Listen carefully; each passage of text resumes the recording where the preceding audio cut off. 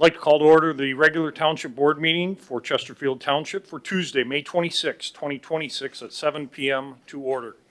Could we all please stand, face the flag, and recite the Pledge of Allegiance? I pledge allegiance to the flag of the United States of America and to the republic for which it stands, one nation, under God, indivisible, with liberty and justice for all. Clerk Barry's running a little late tonight, so I'll take some of her responsibilities. Roll call. I will start with Trustee Anderson. Here. Trustee Joseph. Here. Trustee Hornberger. Here. Trustee Vosberg. Here. Treasurer Elliott. Here.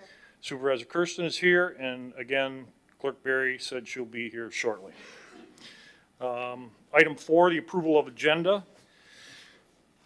Is there a motion to approve the agenda as presented? So moved.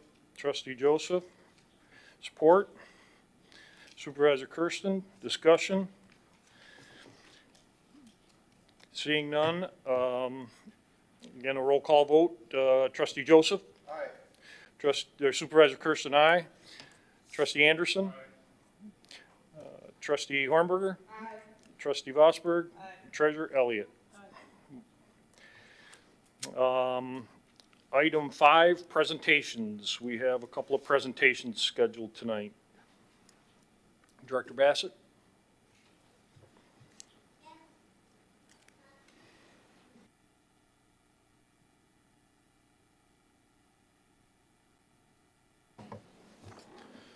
Good evening. So tonight for the Department of Public Safety is a very big night. This is department, specifically our fire department is who we're honoring this evening. In the last 5 years, the fire department has continued to progress. They've become better trained, better equipped, better prepared to serve our residents here in Chesterfield. And this evening, we want to acknowledge, swear in, and recognize those who are getting promoted. So I'd like to ask Battalion Chief Mike Scalisi, Tom Raleigh, and Gordon Tazinski to step in front of me and face this way. That way everybody can kind of see you. How about that? That works. All right. I'm going to read the oath, if you can repeat after me. As an officer with the Chesterfield Township Fire Department, I do solemnly swear to carry out my duties by supporting and directing those I oversee, to work alongside and take direction from my superiors, to lead the department by setting the example for others, and in doing so, I will support and defend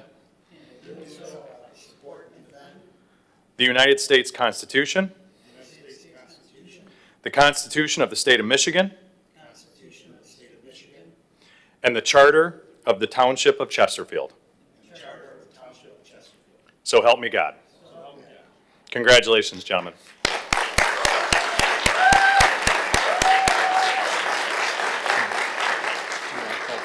Yeah. So with that, I'd like to have whichever family members or friends that you're going to have actually pin the badge come forward.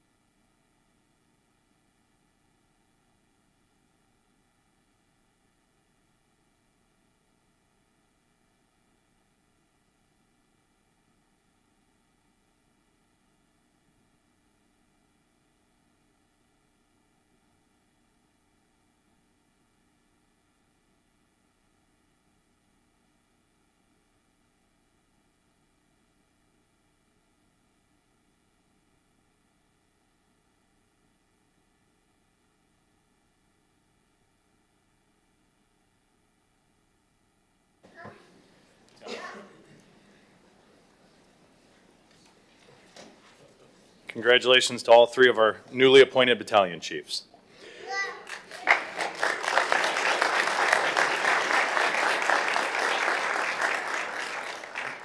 I'd now like to recognize our new fire lieutenants, Jonathan Ray and Steve Rogers.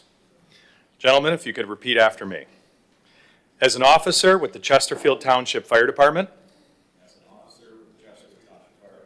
I do solemnly swear to carry out my duties by supporting and directing those I oversee, to work alongside and take direction from my superiors, to lead the department by setting the example for others, and in doing so, I will support and defend the Constitution of the United States, Constitution of the State of Michigan, and the Charter of the Township of Chesterfield. So help me God. Congratulations.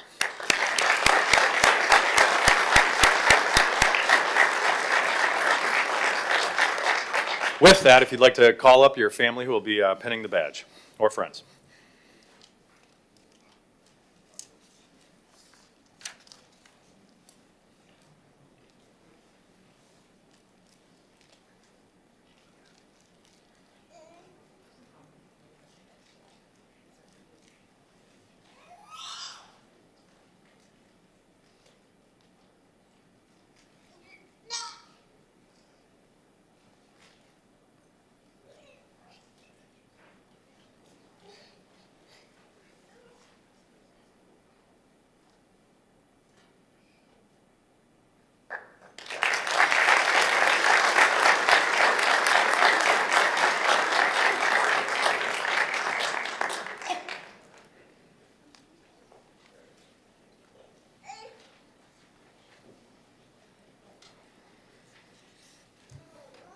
I'd now like to bring up our newly promoted sergeant, Sergeant Mike Grifka.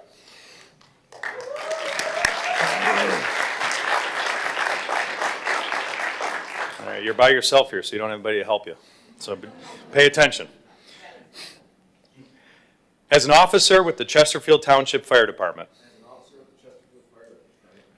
I do solemnly swear to carry out my duties by supporting and directing those I oversee,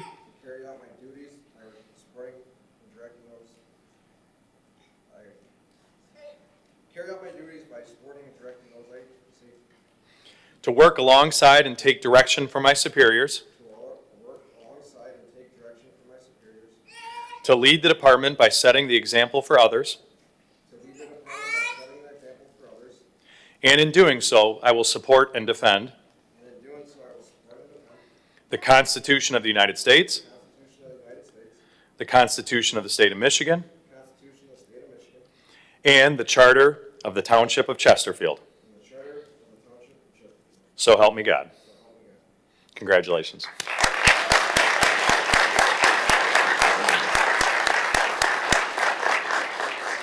Who will be pinning your badge?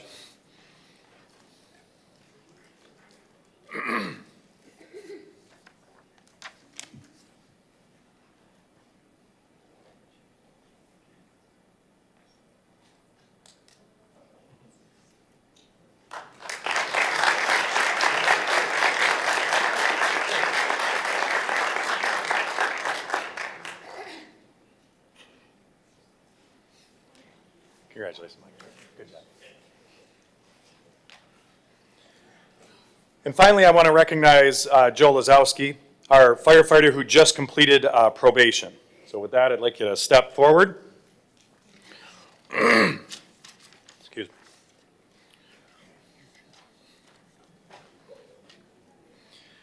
As a firefighter with the Chesterfield Township Fire Department, I do solemnly swear I shall dedicate myself to protecting life and property, to promptly carry out my duties as ordered, to keep myself well educated and skillful in my trade, and in doing so, I will support and defend the Constitution of the United States, the Constitution of the State of Michigan, and the Charter of the Township of Chesterfield. and the Charter of the Township of Chesterfield. So help me God. So help me God. Congratulations.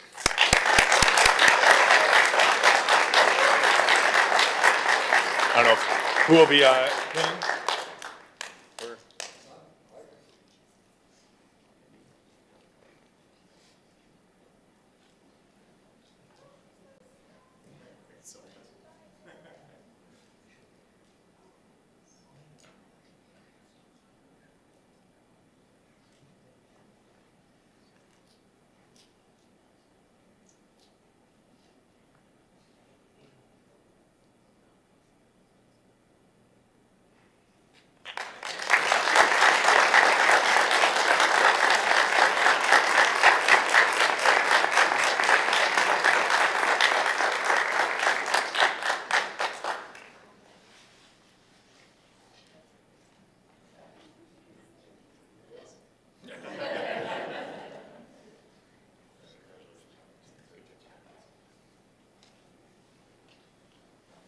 Thank you.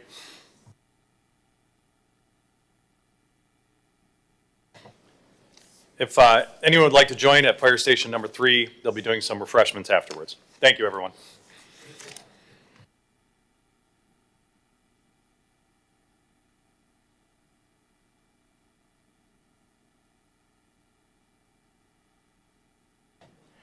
Mr. Supervisor, as soon as Clerk Barry gets here, Trustee Anderson and I would like to go over to the fire station.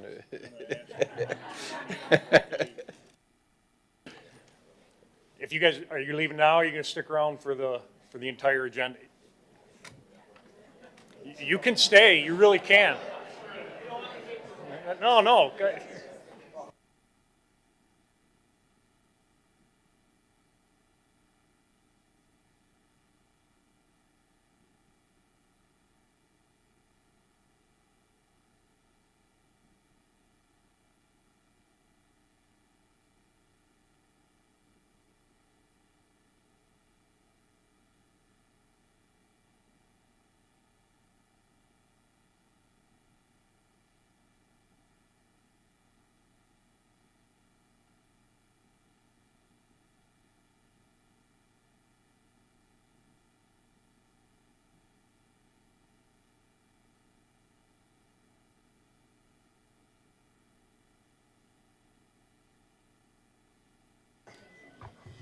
I'll move on to item 6. Director Bassett, do you wanna, we have department reports tonight. You wanna go ahead and, department reports, all yours. Thank you. I just wanted to provide an update on something that is, again, I should say this is highlighting the fire department this evening. So obviously, along with all these wonderful promotions we had, over the last 3 years, 36 months, we've been working on getting accreditation within the fire department. This has been extensive work, and every member of the fire department has been part of this process. And that we had our on-site earlier this month, and I wanted to come up and just give a little bit of an update on that. During that process, they went through all aspects of the fire department, whether or not we're talking about equipment, personnel, how we process, even down to payments, accounting processes, every aspect of the fire department. And with that, they take those items and then make a recommendation to the board. I'm happy to report that the on-site committee has provided that report to us, and they will be making a recommendation for the fire department to receive accreditation in August at the actual accreditation conference. So that's something that members of the department will be attending to receive the formal accreditation, but we're very excited. This has been a long, long road and a lot of great work, and I'm very proud of the men and women of the fire department who have gotten us here. So I'd be happy to take any questions, but I just wanted to give that quick update. Any questions from the board for Director? Thank you. Supervisor's got a quick presentation in front of you. You have an email which you received directly from the attorneys Kirk, Huth, Baldamente, and Lang. The email is in regards to a PFAS litigation that is ongoing, and there appears to be some form of settlement that could be beneficial to the township. Mr. Huth has reached out to myself and asked, there has to be some sort of board approval for them to represent us in this phase. Speaking with surrounding communities, they have all joined in on this litigation. So just bring it to your attention, and then what I would ask is if you review this in the document, I will put on the June 9th agenda a request to hire Mr. Huth from the law firm, and then he can speak directly to any questions you may have about this litigation. And again, just informational purposes, this is the email he sent to you, and you also have it in your township email.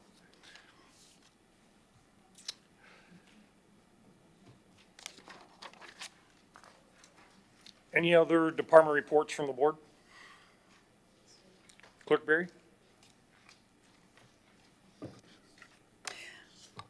Thank you, Mr. Supervisor. Just wanted to update the board and the public on our shred day and the results of our records update. The township's annual shred day was scheduled for May 20th from 4 to 7 p.m. We had a record amount of individuals who came through our shred day. We were very happy to serve the public. We've been doing that for a while now. It was the first time that we had offered the evening hours, and we had the greatest turnout we'd ever had. And I had them lined up all down the street. I think they were lined up almost all the way down to Sugar Bush. And so we were very happy to provide that for the safe disposal of sensitive documents. We did receive a great deal of positive feedback from our residents, especially regarding the evening hours. The reason why many people shared it is because they work during the day, and this was the first event that they were able to attend, so it was spread a lot on various social media sites and so forth. It's encouraging to see such a strong community participation and interest in the services that we provide to help residents protect their personal information and prevent identity theft. I highly recommend that everyone take advantage of that service the next time that it's offered. Due to the two upcoming elections and the significant workload they require, we will not be holding another shred event this year. However, keep an eye out for another shred event next spring as we look forward to continuing this valuable community service. I'd also like to recognize and thank the clerk's office staff for all of their hard work in both the preparation and execution of this event. Their efforts were instrumental in making the event run smoothly and successfully. Thank you. Thank you. Any other comments from the board or department reports from the board?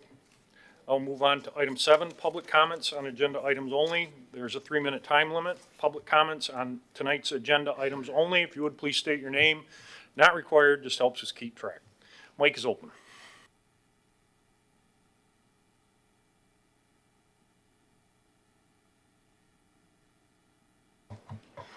John Speaka, Chesterfield Township.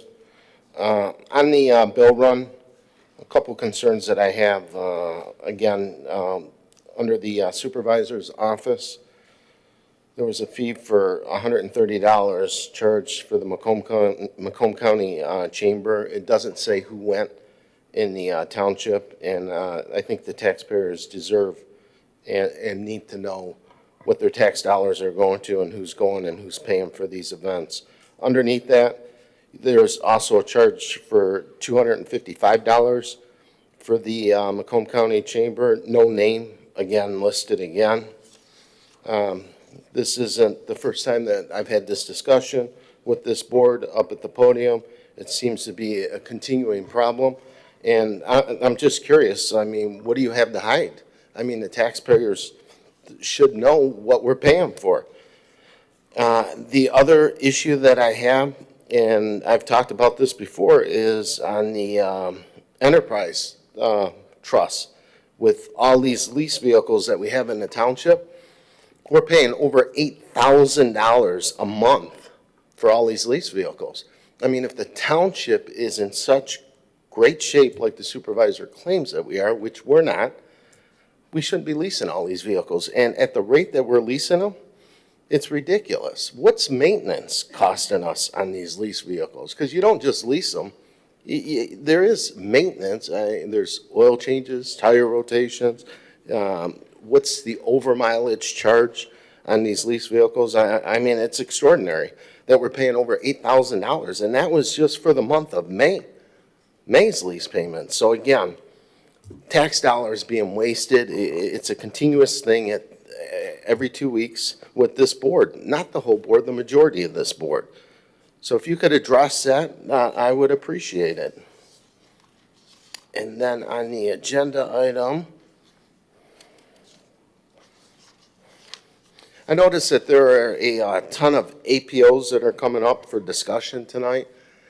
My concern with a few of them is a violation of our First Amendment rights at this podium and addressing the board. So I would seriously consult counsel before passing any of these APOs that you're looking at passing, because I see a serious problem, and you will be challenged on it. I guarantee you that. Thank you.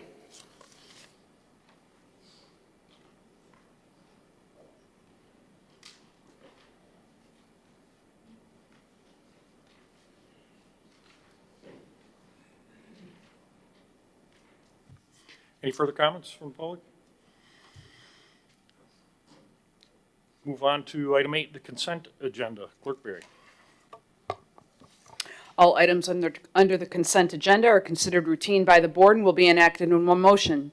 There is no separate discussion of these items. If discussion of any item is required by a board member, it will be removed from the consent agenda and considered separately.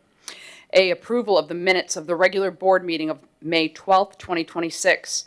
B, approval of the Payroll Register Report for week ending May 6th, 2026. C, approval of the payment of bills as submitted by the Finance Department.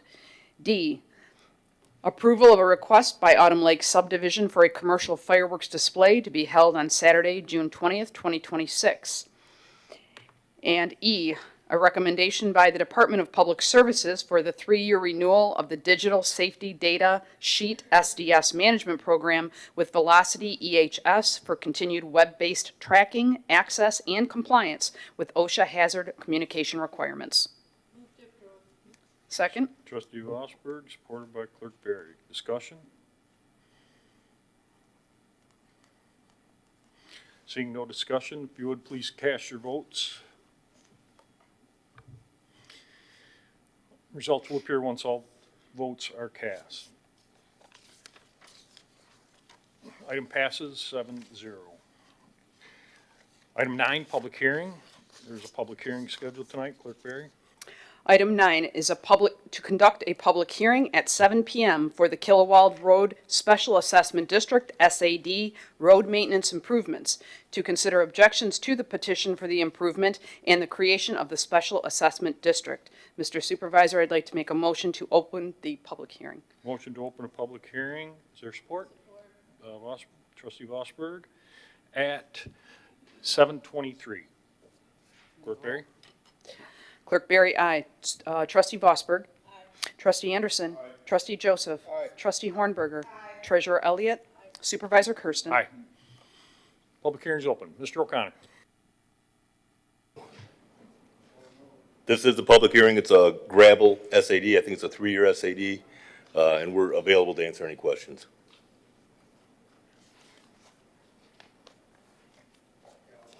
Any questions or comments from the public? You're welcome to come up and talk. Yes. Cool.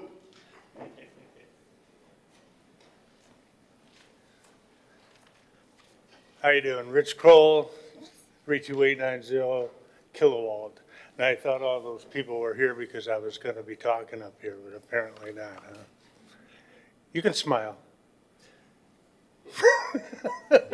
Anyways, I understand the situation that we're in. The situation is that there's a certain protocol that has to be followed, a meeting and then another meeting and another meeting and yada, yada, yada, whatever the protocol is. I understand the scrutiny that you're under now. I mean, it's like to dollars and, pennies. And what I have sent out photos and emails to you all. Has everybody received them? Thank you for the replies. I mean, it would have been nice, yes, no, maybe. I'll take a look at it, FU, something, you know, it would have been nice. I didn't get one reply, and I've been in front of councils many, many times. I would have appreciated it. That having been said, I'm gonna offer you guys $100 to grade our road in the interim. All we gotta do is take a truck down there like 3 or 4 times, and we're done. And this gentleman here can't complain about that because I'm paying for it. I got the $100 right now. Okay, so I understand the protocol that we gotta go through, and I appreciate it. But in the meantime, this is gonna go out to July. We've got holes, the entire street this deep. Couple swipes down there with a grader, with a truck with a blade underneath it would solve those problems temporarily. And then we'll go through the protocol and get everything set for you. So is there any questions on, I can't quite understand this. You know, we're paying all kinds of taxes. And this gentleman back here apparently is scrutinizing every penny of it. And so we won't use any taxpayers' money. Got $100 right now. You guys up for it? Let's take a vote. All in favor? Huh? No one? No one's in favor of that? Not right now, sir. The public hearing, and I'll take care of your addresses after we're done. All righty. Thank you. Hello, my name is Andrea Leinard, 32996 Kilowald. So I'm not giving you guys any money. I've been doing this since I've lived on the road. I've lived there 19 years. I've been dealing with the road for 13 of those. My issue right now is that every time I've done this, we usually get a maintenance plan with you guys within the month after I drop off our signatures. I don't understand why it's taking so long this time to get on the maintenance plan with the township. Our road is in dire need. The potholes are terrible. It's becoming a safety hazard. If we have to get a fire truck down that road or an ambulance to the end, they're gonna have a heck of a time getting down that road. The potholes are worse than they've ever been. And like I said, I've lived there 19 years and I've been dealing with the road for 13. I've been the one getting the signatures. I've been the one taking them over to Carrie. I've been dealing with this. And usually it's handled within a month after. So I guess I don't understand why it's taking so long to get put in front of the board after I had turned in the signatures like March 30th. I thought we would at least be heard in April or early May so that we could have had something done by June. Because the road needs something really, really bad. You know, I know it has to go in front of you guys 2 times, but if you could just help us out a little bit and bring at least one truck down there just to try and, smooth it out until you guys hear us again. It really could use a lot of help from the township. And I mean, I love living here, but my road is driving me crazy. So if you guys could help us out at all, I would greatly appreciate it. Thank you for your time. Thank you.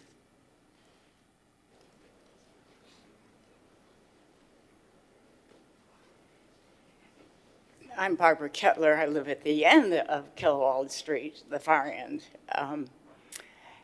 And Andrea's point about ambulances and fire trucks not being able to make it down the street. My husband had the last ride of his life in an ambulance going down that street, and it was brutal. And now we're still waiting. That happened in April. We're still waiting, and the people who are coming to his memorial are going to have to go down that street. And it's impossible. It's impossible. He was battered around in an ambulance. The ambulance made it, but he didn't do too well in there. So give us a break. Don't make us wait till July. I appreciate that.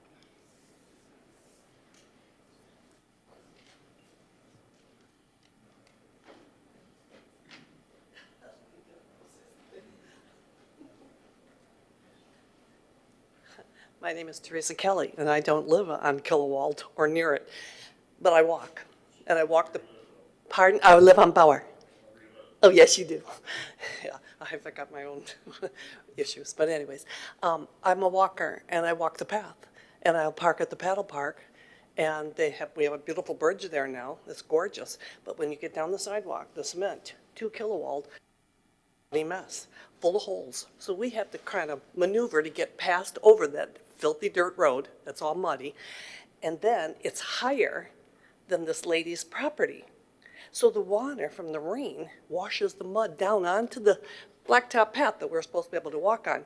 But we have to cut around and walk on her grass because otherwise your shoes, or you'll slip and slide. It's very slippery actually, that mud, because it's like the silt from the road is washing down. So the road needs to be lowered so that the property should be higher than the road itself. The elevation of the road is wrong. That's my taking a look at this, and I've walked many, many miles. I even was a runner, so I've seen a lot of dirt roads, but not this bad. But you should be able to safely, a pedestrian, get across it with no problems. So that's my take on it, so God bless them.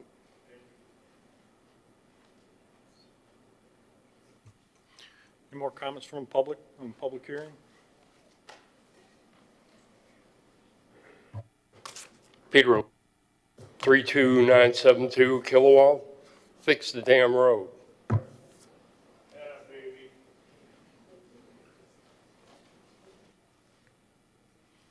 Any more comments from the public?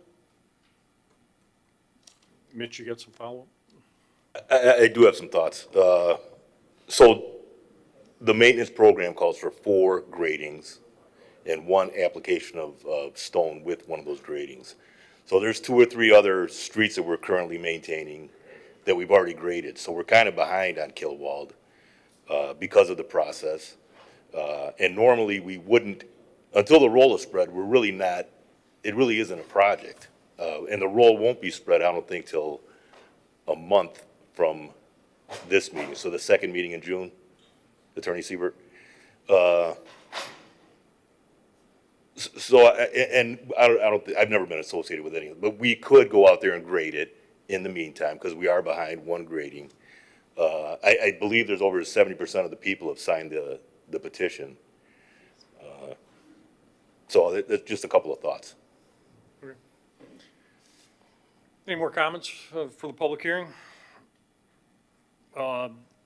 Just from our perspective, this is a private road. This is an historical issue that Kilowald, the township, has managed in the past.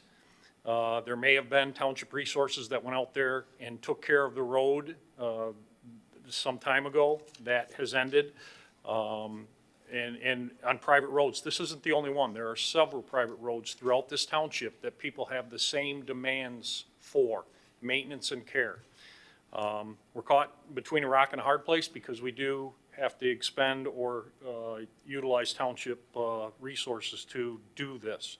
Once this closes, I'll make a motion that you go grade it and accommodate them. The problem, again, that there was a litigation case that was attached to this road 2 years ago.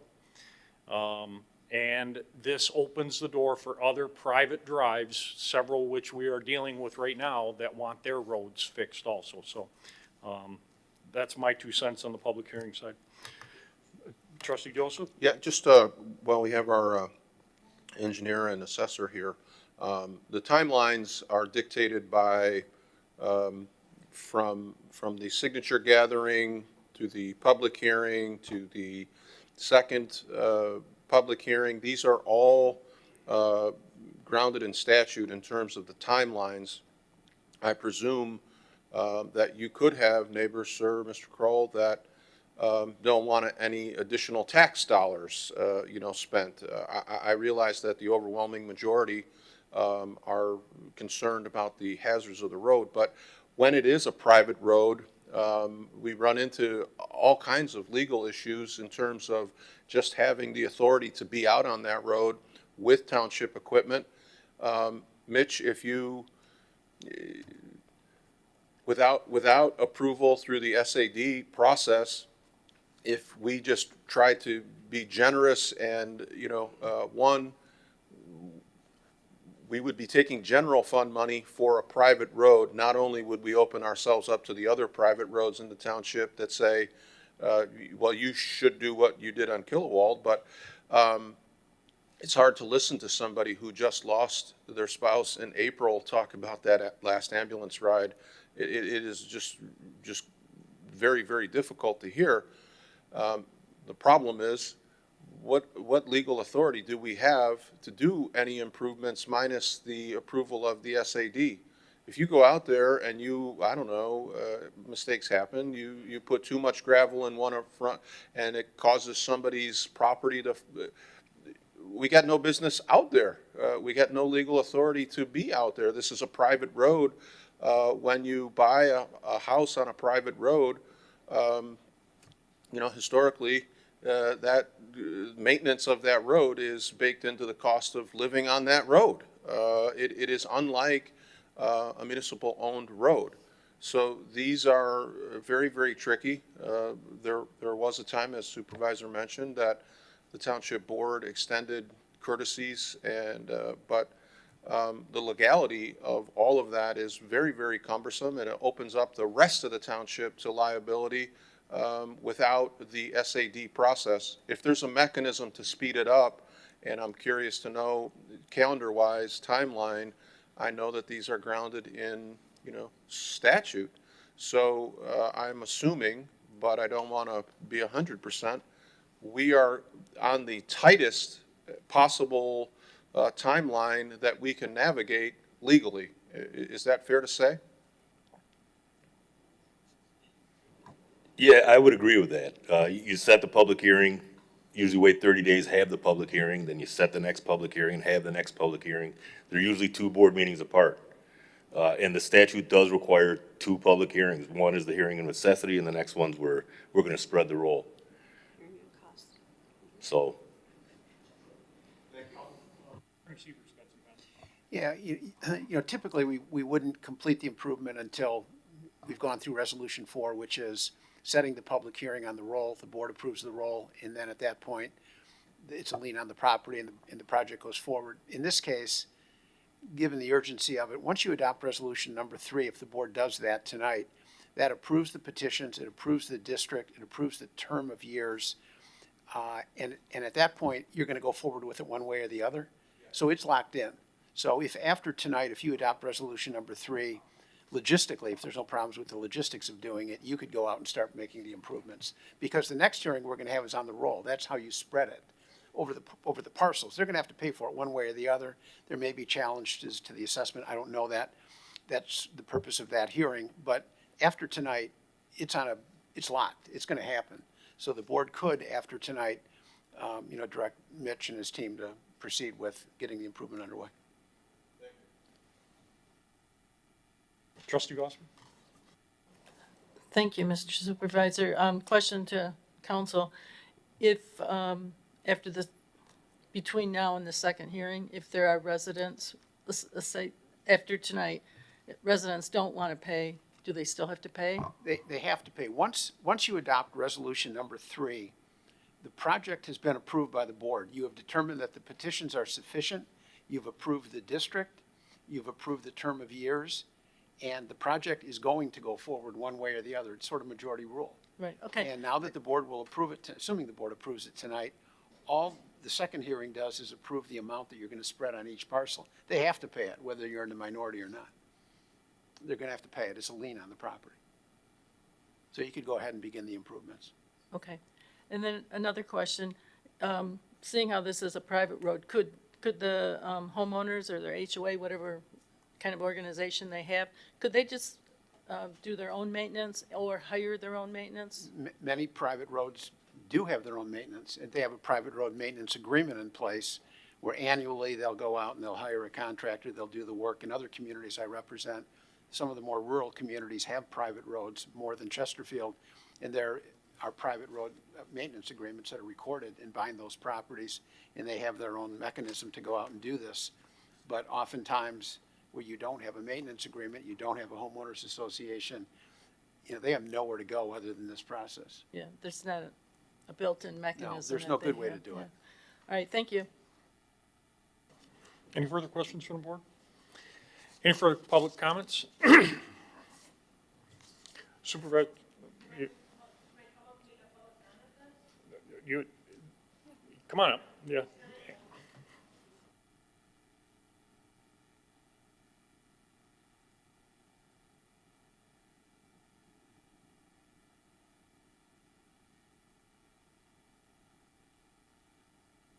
Okay, so we don't have a association on our road.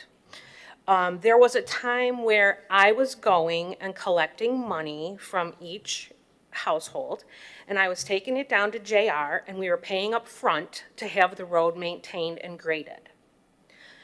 The problem with that was I was paying money for people on the road that didn't want to contribute to the private road.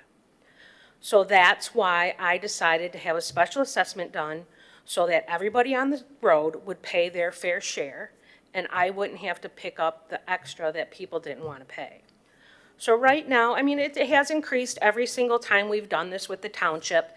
And I think right now it's $269 per lot for the year, done on a special assessment that you pay once a year.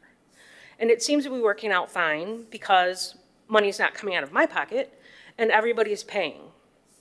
And it's been working fine for the last 13 years. Everybody's been happy with it. So that's how we've been doing it. That's why we don't have a private grading, because we don't have an association. And unfortunately, if I decided to get into a private grader, I'd probably be liable for the money that some of the residents don't want to pay. So that's why I came to you guys for the special assessment. Thank you. Any further comments from the public?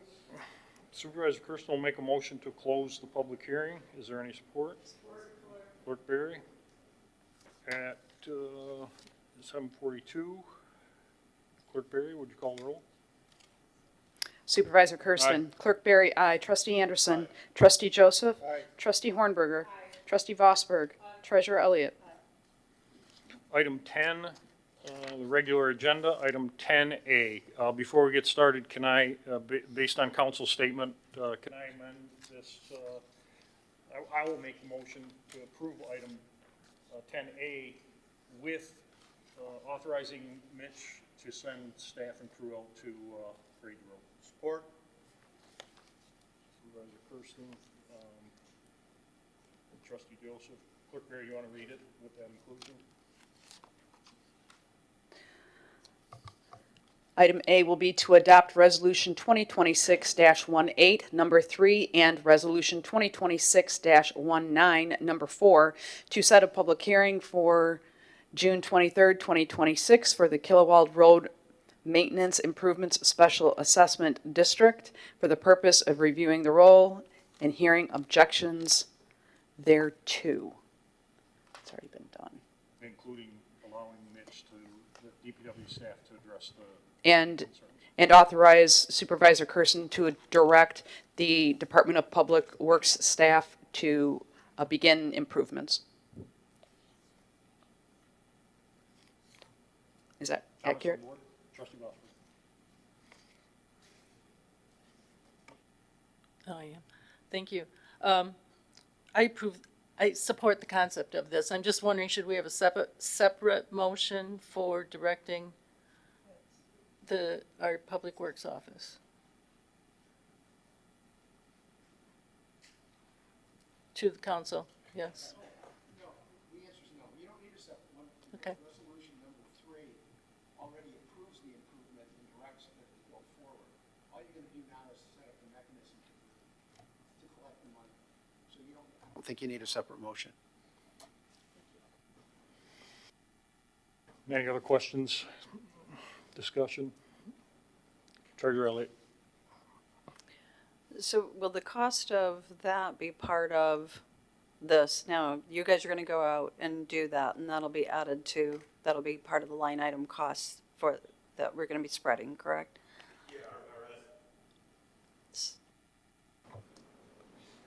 Our estimate is to 4 times per year grade the road. One of those 4 times we apply material. So yes, we'll go out. We have a meeting at 7:05 tomorrow morning. We'll talk about when we can get this in. It'll probably be this week. But yeah, that will be one of the 4 times that we're doing it this year.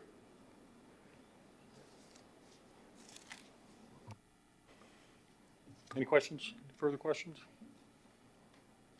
I have a motion by Supervisor Kersten, supported by Trustee Joseph, to approve item 10A with the addition of allowing Mitch to grade the road. If you would all please cast your votes. Results will appear once all votes are cast.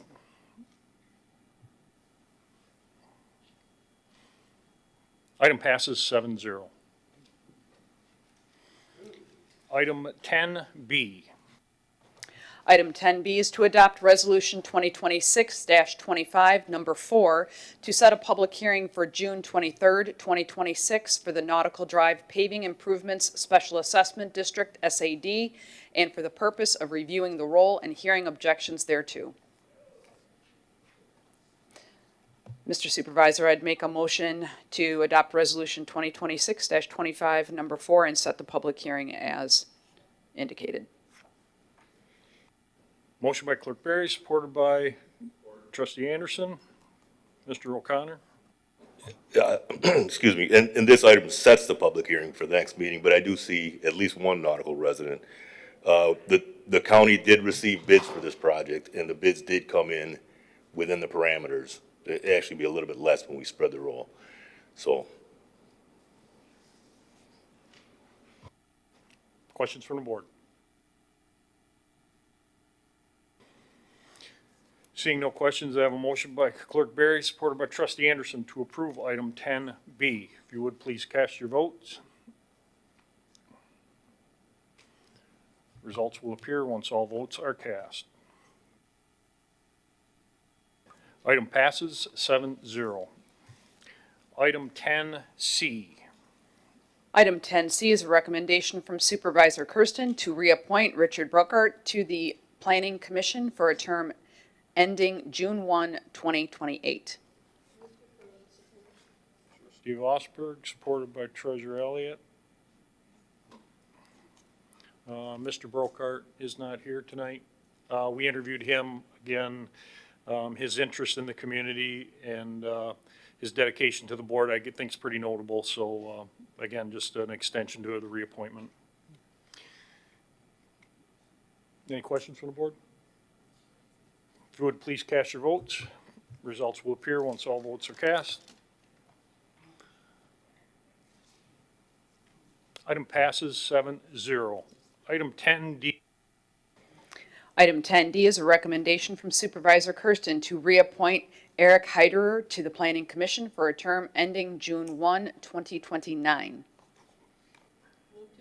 Trustee Vosberg, supported by Treasurer Elliott. Mr. Heider is here today. Mr. Heider, this is his, he was my original appointment to the board, the Planning Commission. Very dedicated individual, attends the meeting, very knowledgeable, and again, in a recent interview, expressed interest to remain on and continue to help the township move forward. Any questions, discussion from the board? Eric, you want to say hi? Mr. Heider, you want to say hi?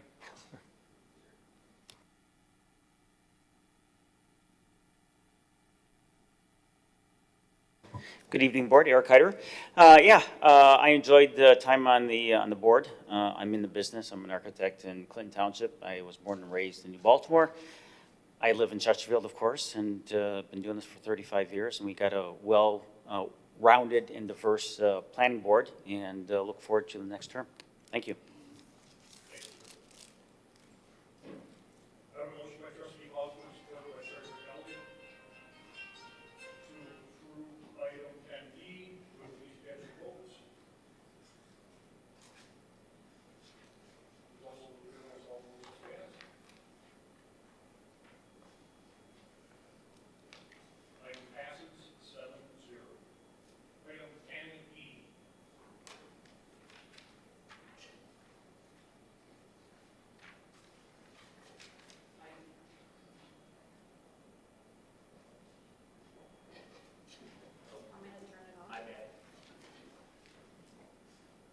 What's going on tonight? That shouldn't happen. Item 10E is a recommendation from Supervisor Kersten to reappoint Mark Renaud to the Planning Commission for a term ending June 1, 2028. So moved. Motion by trustee Joseph, second by treasurer Elliott. Again, Mr. Renaud, this is his third appointment. Come on up here. You don't get to sit there and smile. This is his third appointment. It's been a pleasure working with him. I think from what I see at the Planning Commission, again, his interest in the community, his dedication, and then in the one-on-one conversations during the application process, again, his commitment to the township is unwavering and true professional. So, Mr. Renaud, the floor is yours. Yeah, no, thank you. Yeah, actually, I've been a member of the community since 2004.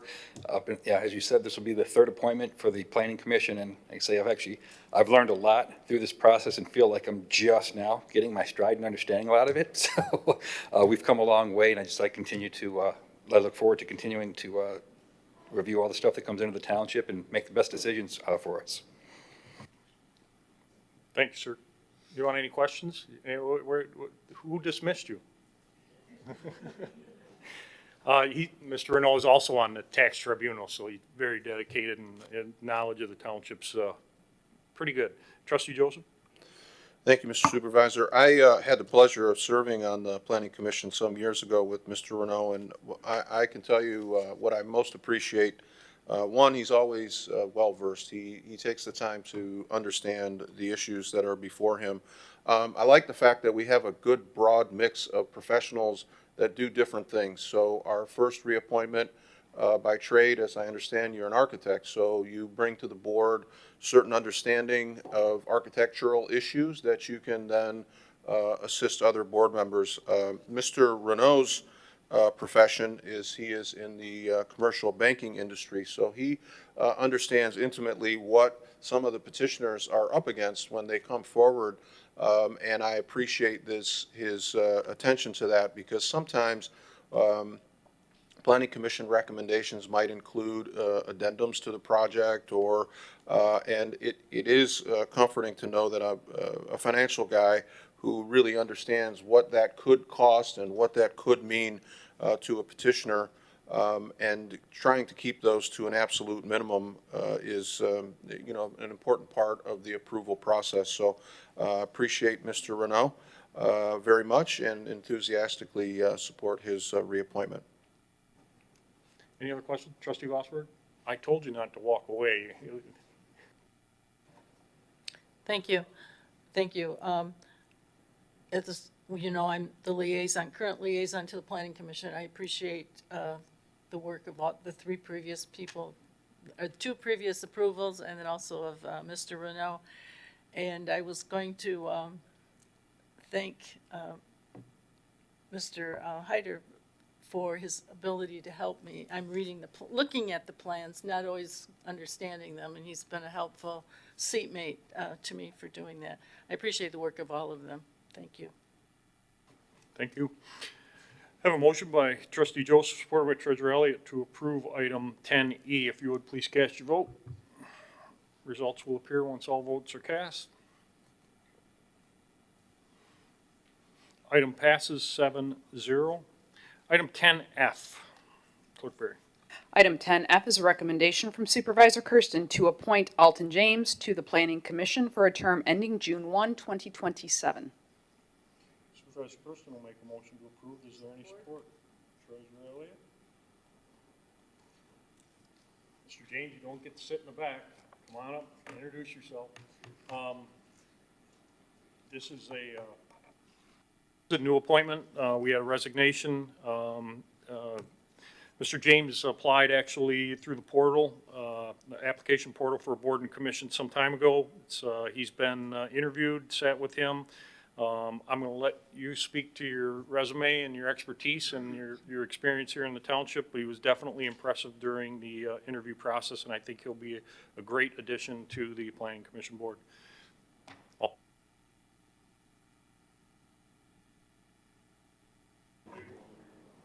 Am I hot now?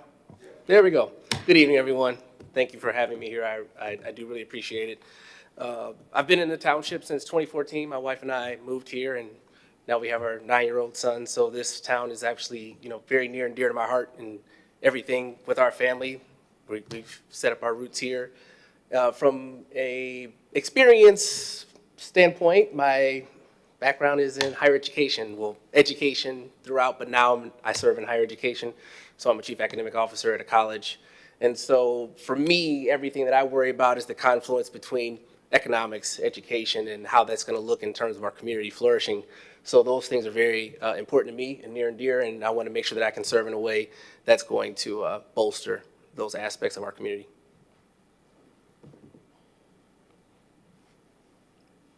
Questions? Or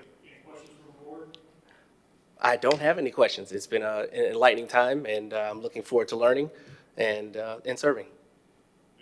Absolutely. Thank you. I have a motion by Supervisor Kersten, supported by, I'm sorry. Sorry. Thank you, Mr. Supervisor. Not a question, just wanted to take this opportunity to make a comment for all those that receive appointments today. I do have your oaths of office prepared, and I am prepared to give you the oaths of office, and we'll take care of that business end of it if you would like to stay till the end of the meeting. If not, please contact the clerk's office, and we will make arrangements with you to meet on a schedule that works for you. Thank you. Thank you. I have a motion by Supervisor Kersten, supported by Treasurer Elliott, to approve item 10F. If you would please cast your vote. Results will appear once all votes are cast. Item passes 7-0. Item 10H. Item 10G is to approve a recommendation by Parks and Recreation to appoint Nicholas Kirby to the Beautification Commission and Tree Board, filling the vacated seat by Anthony Grindle for a term beginning May 27th, 2026 through December 31st, 2028. Motion by Trustee Joseph, supported by Treasurer Elliott. Ms. Vanderson? As you can see, the seat is available, and Nicholas has been interested in it for quite some time. He brought an idea to the commission to start a Chesterfield beautification cleanup crew. The commission did vote to approve that, and so he will be joining the commission now to oversee that activity as well as share his opinions on others. Nicholas was not able to be here tonight, but he did ask me to read a statement on his behalf. Nicholas Kirby has attended almost every meeting of the committee within the last year. We'll be running a weekly cleanup project with support from the committee starting on the 30th, and desires that Chesterfield be clean and beautiful. His goals align with the committee and the board and would be a good example to the community to encourage positive participation as well as fulfill the goals of the committee. So I do agree that his goals align well with the committee. Thank you, Michelle. Questions from the board? Trustee Joseph. Yeah, Nicholas contacted me the end of last year with his idea of putting together a volunteer group that would go out weekly to target specific areas of the township. I think we talked about it on the board a couple of times. Mr. Supervisor, we were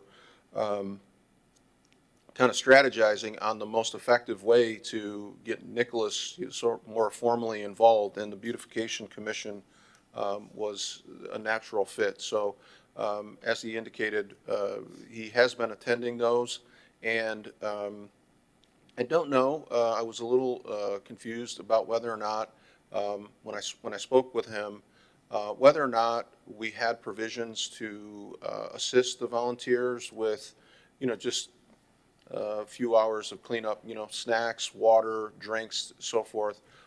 If not, I explained to him and mentioned to you, any board member that wants to chip in, I'd like to sponsor and make sure that we, take care of those residents that volunteer their time. So happy to contribute to that. Ms. Vanderson, if you'd just let me know what kind of provisions we have for them, and what we need on the 30th to kick it off right. I appreciate it. Thank you. Any further questions from the board? I'll join him on that, whatever. I have a motion by Trustee Joseph, supported by Treasurer Elliott, to approve the 10G. Clerk Berry, or if you would please cast your vote. Results will appear once all votes are cast. Item passes 7-0. Now item 10H. Clerk Berry. Item 10H is a request for a variance by American Promotional Events LLC, DBA as TNT Fireworks from June 25th, 2026 through July 5th, 2026 in regard to hours of operation from 8 a.m. until 10 p.m. Is there a motion to approve?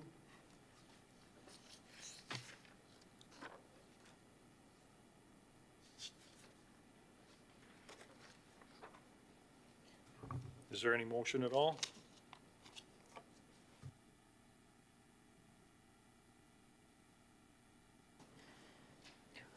Item dies, fails for lack of support. We'll move on to item 10I. Item 10I is to approve a recommendation by the Department of Public Safety to approve the addition of a bathroom and a laundry room on the second floor of the police department in the amount of $35,029.73. The County of Macomb Enforcement Team, Comet, which has personnel assigned to the second floor, has agreed to contribute $15,000 toward the project, bringing the total township cost down to $20,029.73. Further amend GL number 20530197000, capital to increase appropriations by $35,029.73 and amend GL number 205000681.000 reimbursements to increase estimated revenue by $15,000 for comment reimbursement revenue. Trustee Anderson? Second. Clerk Berry. Second the motion. Director Bassett. Thank you. So just a little bit of context to this. The second floor has Comet, as well as the second floor houses IT personnel, our property room, and personnel that are working up there, and what is now the weight room, but will be the dedicated training room. So it's something we've been looking on how to get a bathroom up there. Right now, people have to go down to the first floor to use any type of facilities. We met with our partners at Comet, and as it says in the agenda item, they agreed to pay $15,000. This also is a space where we're going to be adding laundry facilities for whether it be prisoners, some of the other towels, blankets, other things that we have, that we're able to do that on site if need be. And again, these funds will be coming from forfeiture funds. I'd be happy to answer any questions. Questions from the board? Seeing no questions from the board, I have a motion by Trustee Anderson, supported by Clerk Berry, to approve item 10I. If you would please cast your vote. Results will appear once all votes are cast.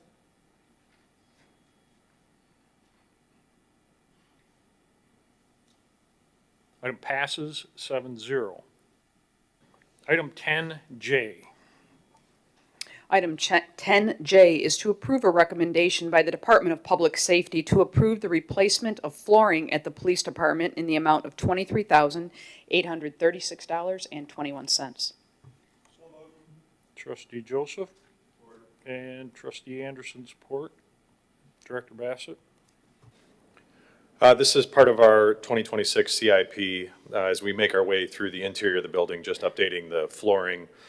Most of the areas here are original to when we originally moved in. The parts that we were replacing, the items that we're replacing is flooring that's original to when we moved in. So we're looking at a 15, 20-year time frame. So we're replacing that as part of our CIP. Questions from the board? Seeing none, I have a motion by Trustee Joseph, supported by Trustee Anderson, to approve item 10J. If you would please cast your votes. Results will appear once all votes are cast.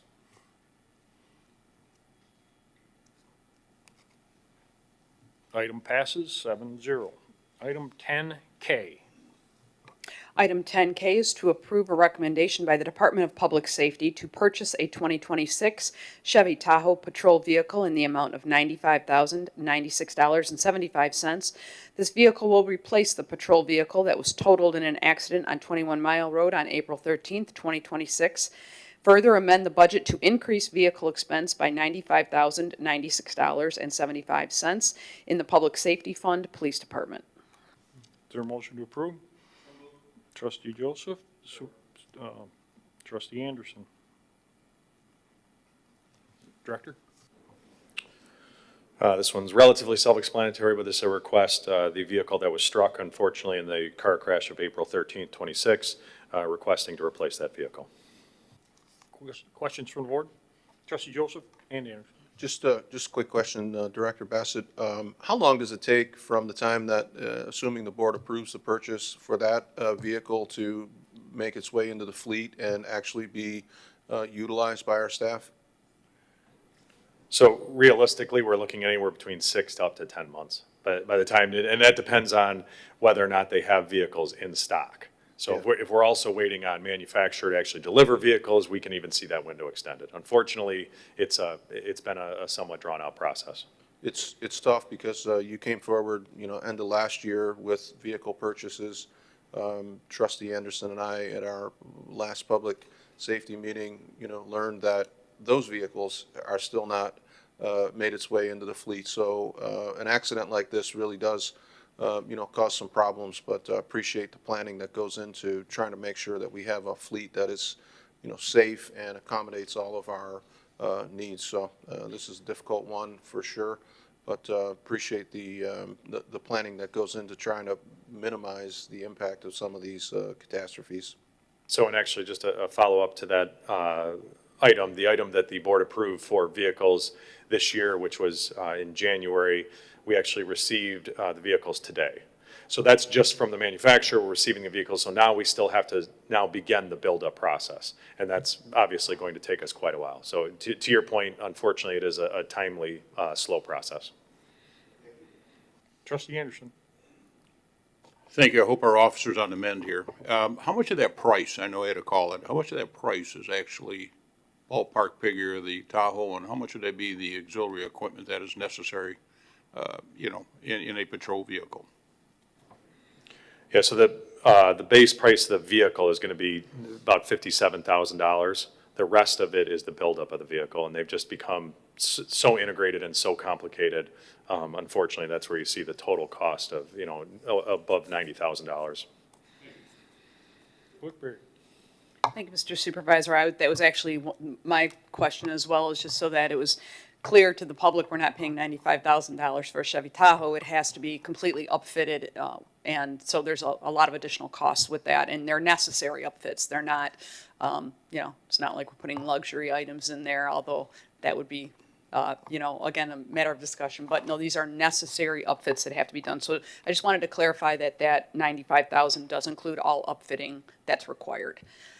Yes. Correct. And so my second question is, obviously this was an unintended event, clearly. Are there any plans, since we're increasing the budget, do we plan to make any kind of adjustments anywhere else in the budget, or do we kind of know where we're going to fill the gap? So with this, obviously it was unexpected. We'll definitely be looking at, are there any projects that we're able to delay because we did not plan for $95,000, to be blunt. Thank you. Any further questions from the board? I have a motion by Trustee Joseph, supported by Trustee Anderson, to approve item 10K. If you would please cast your vote. Results will appear once all votes are cast.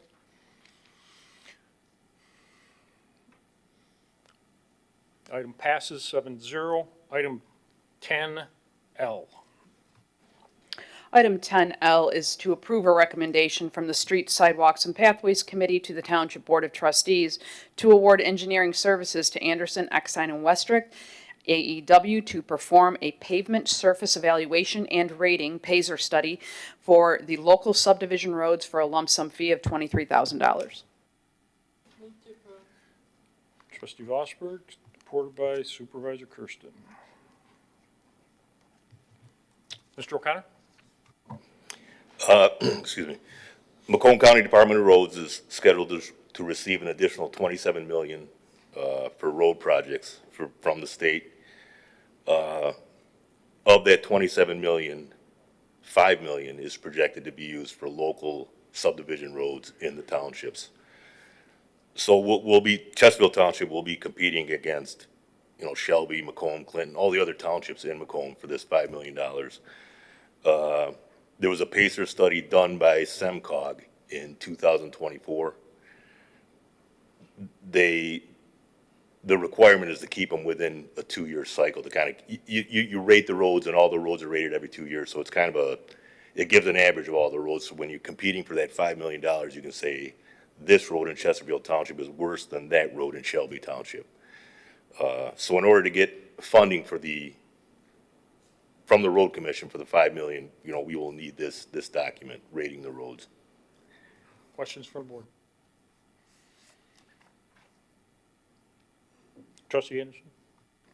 Yeah, just, it's only been not that long ago I've heard how the process in which our roads, our county roads and our subdivisions are being addressed, that there's this list somewheres.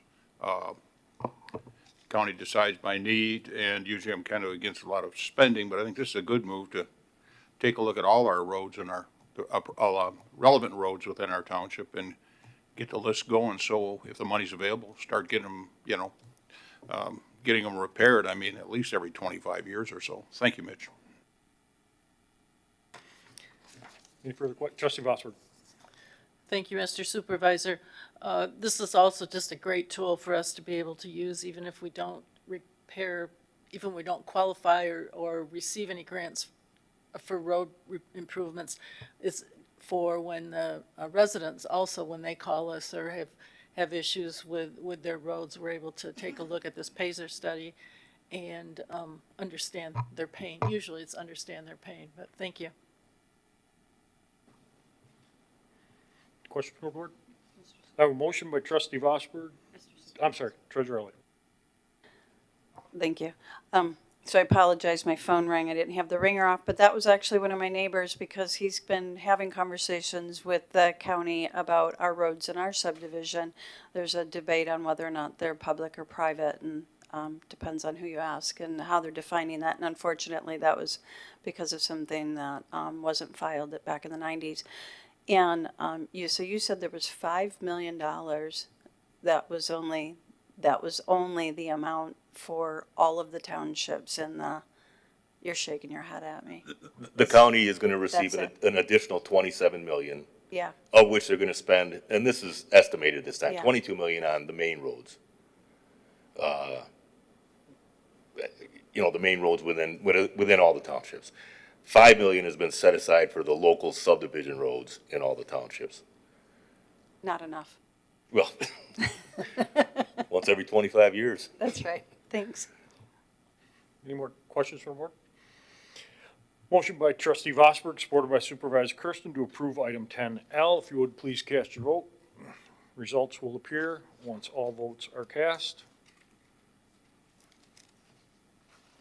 Item passes. Thank you, Mitch. 7-0. Item 10M. Item 10M is a recommendation by Department of Public Services to authorize the Township Supervisor and Township Clerk to execute a water service agreement between Chesterfield Township and Lenox Township as reviewed by the Township Attorney for the property at 34850 26 Mile Road. Supervisor Kersten will make a motion to approve. Is there any support? Support. Clerk Berry. Ms. Kosier. This agreement will be to bring, it's similar to another agreement we have with Lenox Township. The gas station at the corner of 26 Mile Road and County Line is a Lenox Township property. In 2023, when they decided to upgrade their service there and needed additional water service, they contracted with Chesterfield Township for us to supply them water.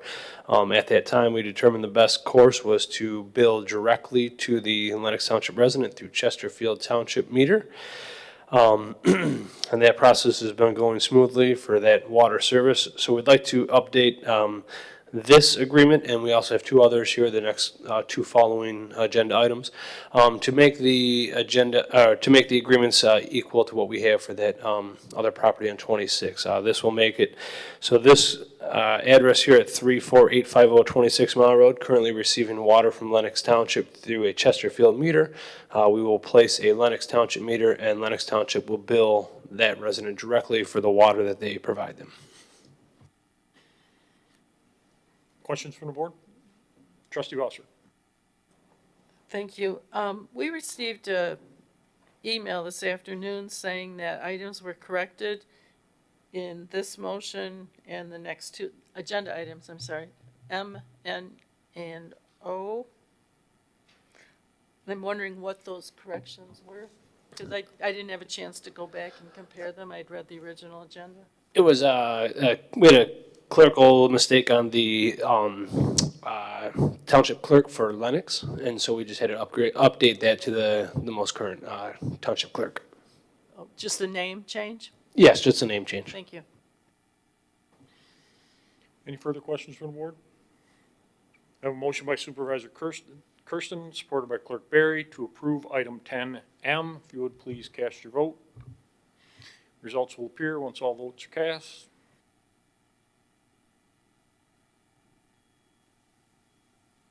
Item passes 7-0. Item 10N, and you said that these three in sequence are all similar, correct? Yes, that is correct. Item N and item O. Thank you. Clerk Barry. Item N is a recommendation by the Department of Public Services to authorize the Township Supervisor and Township Clerk to execute a water service agreement between Chesterfield Township and Lennox Township as reviewed by the Township Attorney for the property at 33000 26 Mile Road. So moved. Motion by Trustee Joseph, supported by Trustee Vosberg. Questions from the board? I have a motion by Trustee Joseph, supported by Trustee Vosberg. If you would please cast your vote. Results will appear once all votes are cast. Item passes 7-0. Item 10O. Item 10O is a recommendation by the Department of Public Services to authorize the Township Supervisor and Township Clerk to execute a water service agreement between Chesterfield Township and Lennox Township as reviewed by the Township Attorney for the property at 34034 26 Mile Road. Supervisor Kersten will make a motion to approve. Is there any support? Clerk Barry. Discussion? I have a motion by Supervisor Kersten, supported by Clerk Barry, to approve item 10O. If you would please cast your vote. Results will appear once all votes are cast. Item passes 7-0. Item 10P. Item 10P is to approve a recommendation to purchase the Neptune My360 consumer portal in the amount of $38,600 with an annual renewal fee of $31,100. Supervisor Kersten will make a motion to approve. Is there any support? Support. Trustee Joseph. Paul. This is the long-awaited public site for the Neptune AMI system. After we got the system up and running, we worked out the bugs, and now we feel confident that this will be a good system to be able to push out to our residents. This will be able to allow the residents to monitor their daily and hourly water consumption. They'll be able to identify any abnormal usage patterns that could identify potential leaks. This will also help a lot of the high usage alerts. Residents will be able to set up their own alerts within the system to be able to get high usage alerts. Also out of town alerts. If you're out of town and all of a sudden your meter's moving, you'll be able to get alerts on that. And this is just going to help the township residents better manage their water consumption. This is something we're excited to be able to provide to our residents. Can help give them an idea what their bill is coming up and everything, and also help conserve water here in the township. Paul, can you just start from the beginning where we built the wireless system throughout the township, kind of give everybody a background and update as to what that was? Yes, background on that system is, prior to the AMI system, we had an employee that would have to drive around monthly to go get those meter reads. That was going down every street pretty much just to try to pass by the house in order to be able to pull that read into our AMR system at the time. We had then chose that the township decided to bring it up to the most current technology, to the AMI system.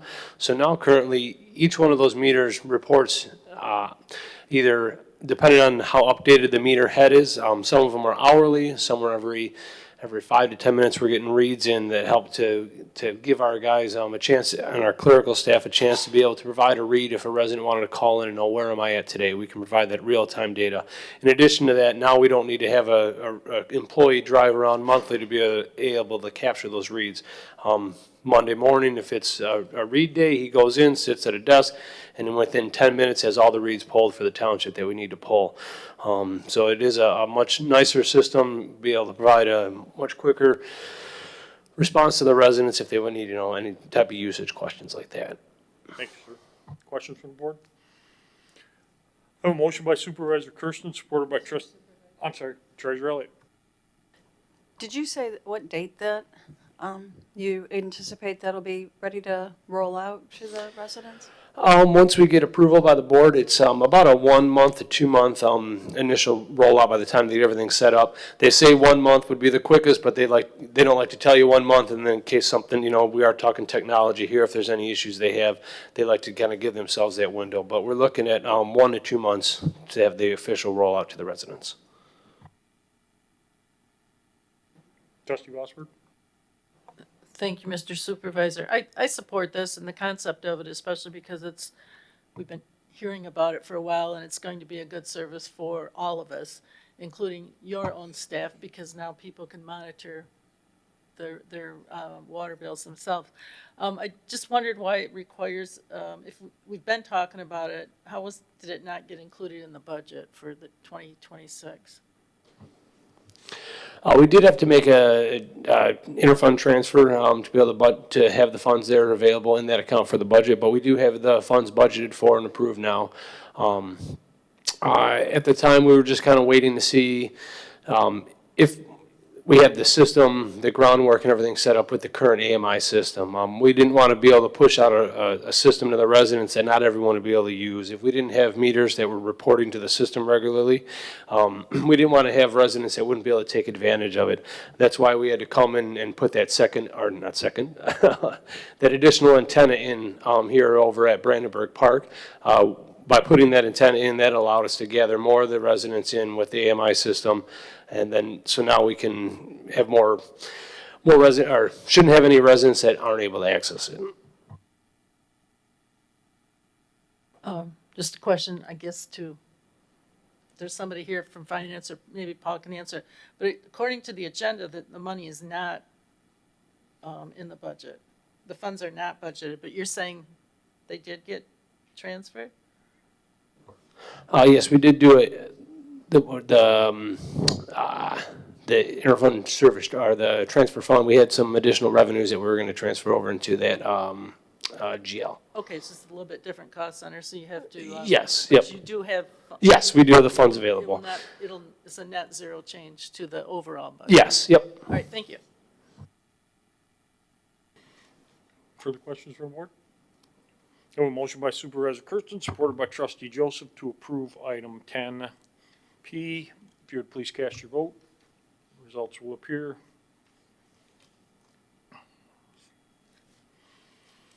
Item passes 7-0. Item 10Q. Thank you, Paul. Item 10Q is a recommendation by Supervisor Kersten to approve changes to APO 01-2018 Administrative Procedure Orders. Supervisor Kersten will make a motion to approve. Is there any support? Support. Trustee Joseph. So this is an update from the policy and procedures APOs that we've had. This is in conjunction with Mr. Adair and the Woodhill Group, making suggestions and at least drafting policies, and then a portion of just modernizing the APOs that we have in place. So it's really just an update and a review. And you have the red line version in front of you. This has been out in front of us. We emailed it in the couple weeks ago. And again, just a simple modernization of current practice and policy. Questions from the board? Trustee Joseph?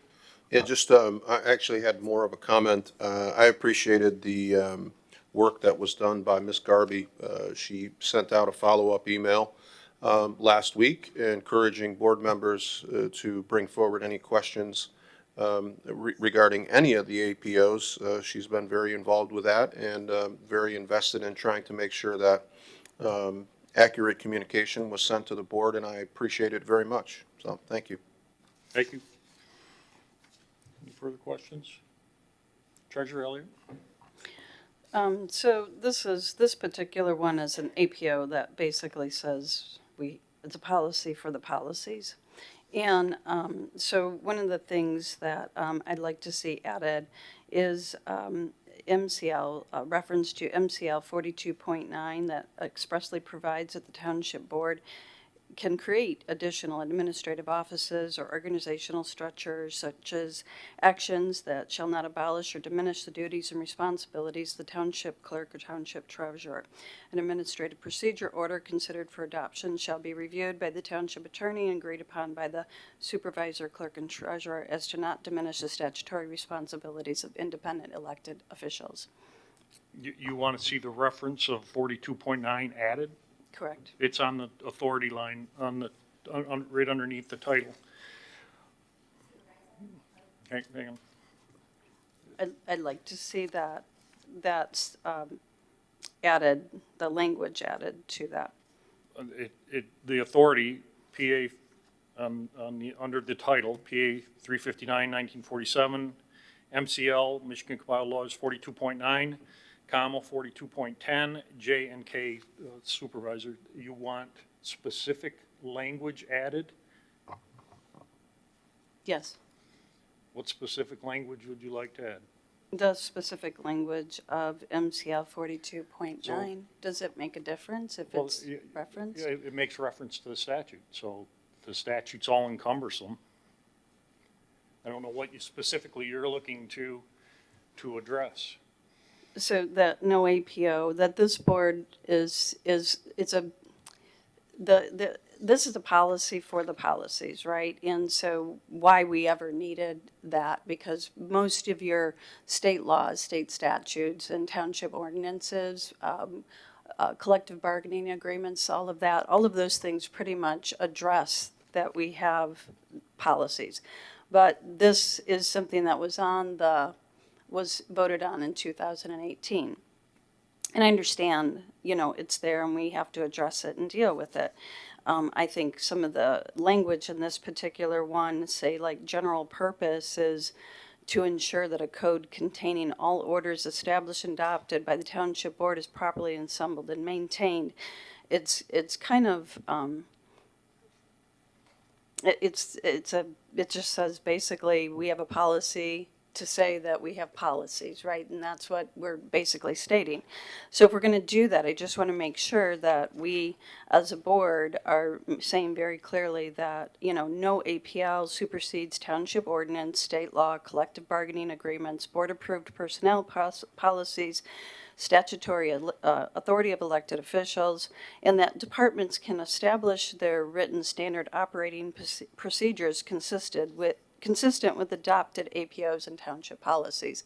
So not every department needs to come to the board in order to have standard operating procedures. I think we need to make some clarity there, and that so that they can have independent standard operating procedures.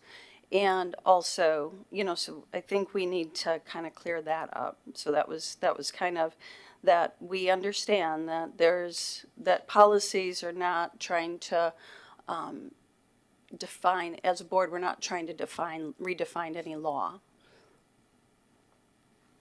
And that we have separate standard operating procedures that department heads can create. Making a motion to amend the. Hang on. This is simply an administrative order describing that, as you said briefly, how to create an APO. That's literally it, under the statutes and the authority that is listed above. It is not,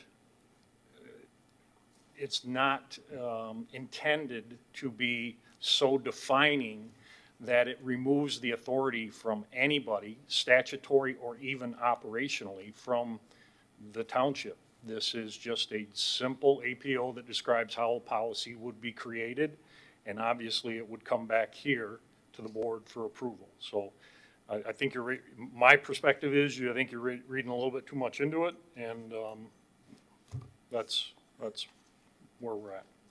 Trustee Joseph? Yeah, this is, I tried to give you a compliment, and I was hopeful that other board members maybe had their questions asked and answered prior to the board meeting. Mr. Supervisor, it's frustrating every time we deal with one of these APOs. The language that is suggested, I don't think it's necessary to cite every applicable MCL statute that could be impacted, when the reality is that our APOs are a guide. They are there to sort of help us navigate decisions. This is probably the most simple, and it just establishes that we will maintain electronically on the township's website. The department has a required to regularly review and remain up to date on all APOs as they were published. The inclusion of the establishment of other departments and all, again, I think Treasurer Elliott, you probably would have done well to talk to maybe you have, I don't know, to our township attorney to explain to you once again that there is no APO that, I'm sorry? I'm sorry? Oh, I thought you were rudely interjecting because you didn't like what I had to say. My apologies. The attention to all applicable laws that could be, commingled into an APO is why it becomes very, very difficult to establish APOs. Township Charter Act is pretty specific with regard to the supervisor's ability to run day-to-day operations. Any attempt to try to carve out some special privileges that pertain to different elected officials and departments really are unnecessary in this APO. There is never a provision where an APO supersedes ordinance, law, and certainly MCL. So these are a guide, and so much for trying. I see an entanglement here on the next several agenda items when people will sandbag at the board meeting and ask for inclusions that they had every opportunity to talk to legal counsel and their colleagues prior to. But Mr. Supervisor, I would object to any additional language in the motion. It's very straightforward and simple, and it's self-evident. People can vote yes or no, and let's move on. Thank you. Thank you. Trustee Bosworth? Thank you, Mr. Supervisor. One of the rules that our board has in a different APO is that we must speak with respect. So yes, I am upset with the previous speaker. I don't think that was called for to speak in that tone and to say all of the things that were said when just a simple "I don't agree" would have been sufficient. I really wish you would please stop that kind of thing. Talking factual things, want to add something, don't want to add something, that's fine, but I don't care for the attitude. Thank you. Oh, hold up. Clerk Berry? Thank you, Mr. Supervisor. I apologize, Karen, I didn't get a chance to respond to you because I was really absorbed in conference all week, and I saw it, but I didn't get a chance to really read through everything until over the weekend when I didn't get back until almost midnight on Friday. So my apologies that I didn't get back with you. My comments have primarily to do with really all of these APOs in their entirety. I didn't see, I wasn't able to ask a question if this had received legal review, any of them yet, or there's a couple when we get into later items that deal with a lot of financial matters that I would have preferred to have an opportunity to speak with the auditors first or see their report from this year, because we may want to wait until those reports come in before we make some of the financial decisions and some of the financial APOs. But so I think perhaps, and I appreciate the effort as well to get everything out to all the board members and have them reply. Of course, as the public knows, clearly the board does not deliberate via email. That would be a violation of the Open Meetings Act. So know that we are very careful when we do respond, that we don't respond to all, because that would be a violation. So I know all of the board members are very careful not to do that. So if it seems to a certain point that we may be disjointed a little bit, it's only because we're all trying to be in compliance. So, however, I feel that with almost all of these APOs, perhaps a better approach would be to have the 3 administrative officers sit down with legal counsel as well as our auditors and kind of go through a lot of these. There's some concerns that I have as I read through them that I just haven't had ample time to, or access to those individuals over the weekend to be able to get those questions answered. So because of that, I'm going to just be a no vote on all of them. And it's not that I don't think changes need to be made, and it's not that I don't appreciate the efforts that have gone into making them and modernizing them. It's just for those reasons. I would have liked opportunities to speak with legal and as well as our auditors on a lot of these. So that's just all my own statements I have. Thank you. Karen? Okay, with all due respect, board, I did email this out twice with a month's notice. I did ask for feedback. Miss Elliott, you never responded to me, not one time. I did meet with other trustees, got their feedback, tried to make the changes. As a department head, we're just trying to do our jobs. It's very difficult to do our jobs because we don't get feedback from elected officials. You guys wait till we're here in front of the board and then you give us feedback. That's not fair. It doesn't help us do our jobs. It was given to legal counsel, by the way. Thank you. Again, this is an APO that simply describes how an APO is going to be created, and the township is going to publicize it. So this just, as was stated, this is just a draft, or this is just an outline and subject to change, and the board can change it at any time. So any further discussion? Trustee Anderson. I just want to mention, look at that, these were submitted 14 days ago. Before our last meeting, I believe these were available to peruse, not just on the agenda. The rest of my recollection, I remember going back and looking at them, so they've been out there a while. Thank you, sir. Treasurer Elliott. This was, not this particular APO did not know that this one was coming, and simply looking for clarity in language. Some of the other APOs that we'll be discussing tonight, we were told that those were going to be reviewed by the clerk and the treasurer after the department heads reviewed them. So we allowed the department heads to go through. There's more APOs than just this one. When I requested to see the APO that directly affects me, that's when the entire board was emailed all of these, and that's how it was handled. It was not, it was supposed to be something that we went through with the auditors. I'm not going to get in this back and forth. It looks like Karen wants to address me again, and I'm not going to get into this back and forth. I have suggestions and would like to discuss those as we go. This one in particular, I simply asked for an inclusion to just make some clarity on the board does not intend to interfere with the MCL 42.9, but also acknowledges that department heads may establish written standard operating procedures independent of having to go to the board. It's a simple request, and it's turning into so much more. I can talk here at the board meeting and discuss and add things. That is, as an elected official, my right to be able to ask the board to do that.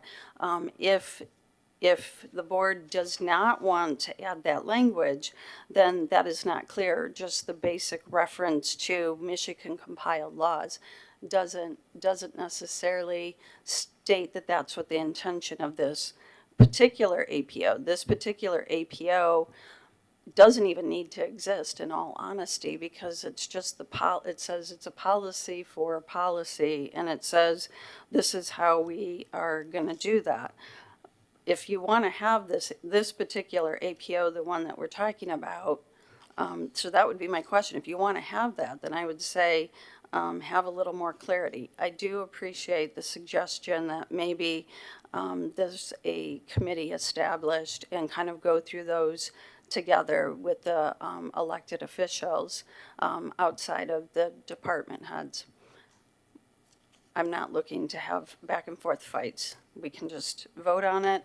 I'm not going to be in support of this or any of the others. And I do have some comments.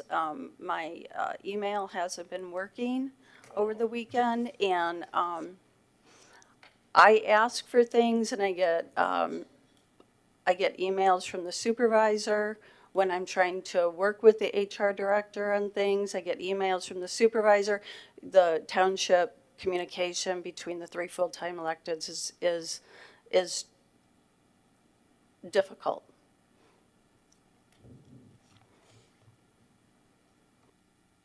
Well, I'll publicize, anybody wants to see it, an email chain from the treasurer that went to HR, who reports to me, who tries to circumvent the supervisor.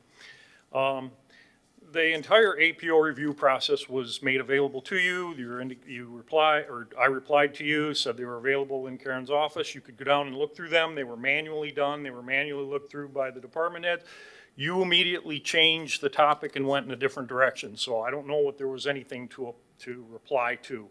I don't know why your email's down. That's an easy fix. Everybody else's work, so. Hey, I'm not That was looking to because get they I'm not updated looking the to get into a back and forth. certifications This is on pretty Friday, straightforward. and There's then nothing there was difficult nobody in about the these township APOs. that They was were in working place. over the They've been in weekend. place. We just simply handed it to Karen and said, please modernize them that reflect today's culture, today's business, today's titles, and that's what we've done. So, Karen, I appreciate your work. We've tried to engage everybody. It is what it is. So, any further discussion? I have a motion by Supervisor Kersten, supported by Trustee Joseph, to approve item 10Q. If you would please cast your vote. The results will appear once all votes are cast. Item passes 5-2. Item 10R. Item 10R is a recommendation by Supervisor Kersten to approve changes to APO 04-2018 Board Rules and Procedures. Supervisor Kersten will make a motion to approve. Is there any support? Support. Trustee Joseph. Again, this APO is just simply an updating from an original document. We've modernized it. It is simply discusses meeting schedules, board conduct, committees, commissions. Page 9 is the property discussion. That's mainly where the core of this change is. It modernizes it. The intent behind this is we never followed this process in the past. We simply brought it to the board, and the board discussed it, and that's what the red line version is in front of you. The process really will follow what we're doing currently. Again, decision to sell, we have a committee formed, brought to the board, and we go out for bids on the real estate, and pretty straightforward, streamlined.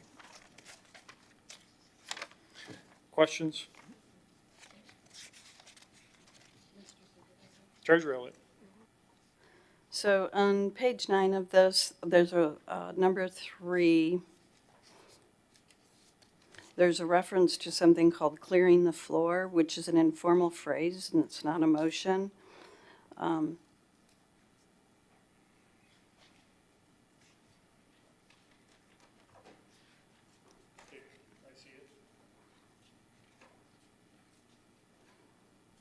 I don't know where that came from originally, but that's an informal phrase that is used in, I think it's basic jargon. It's jargon.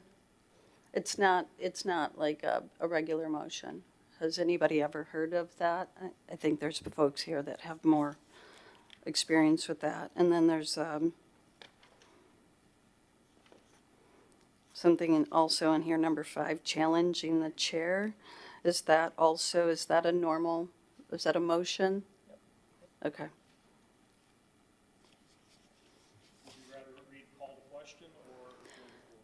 I think you can remove clearing the floor. It's an informal phrase.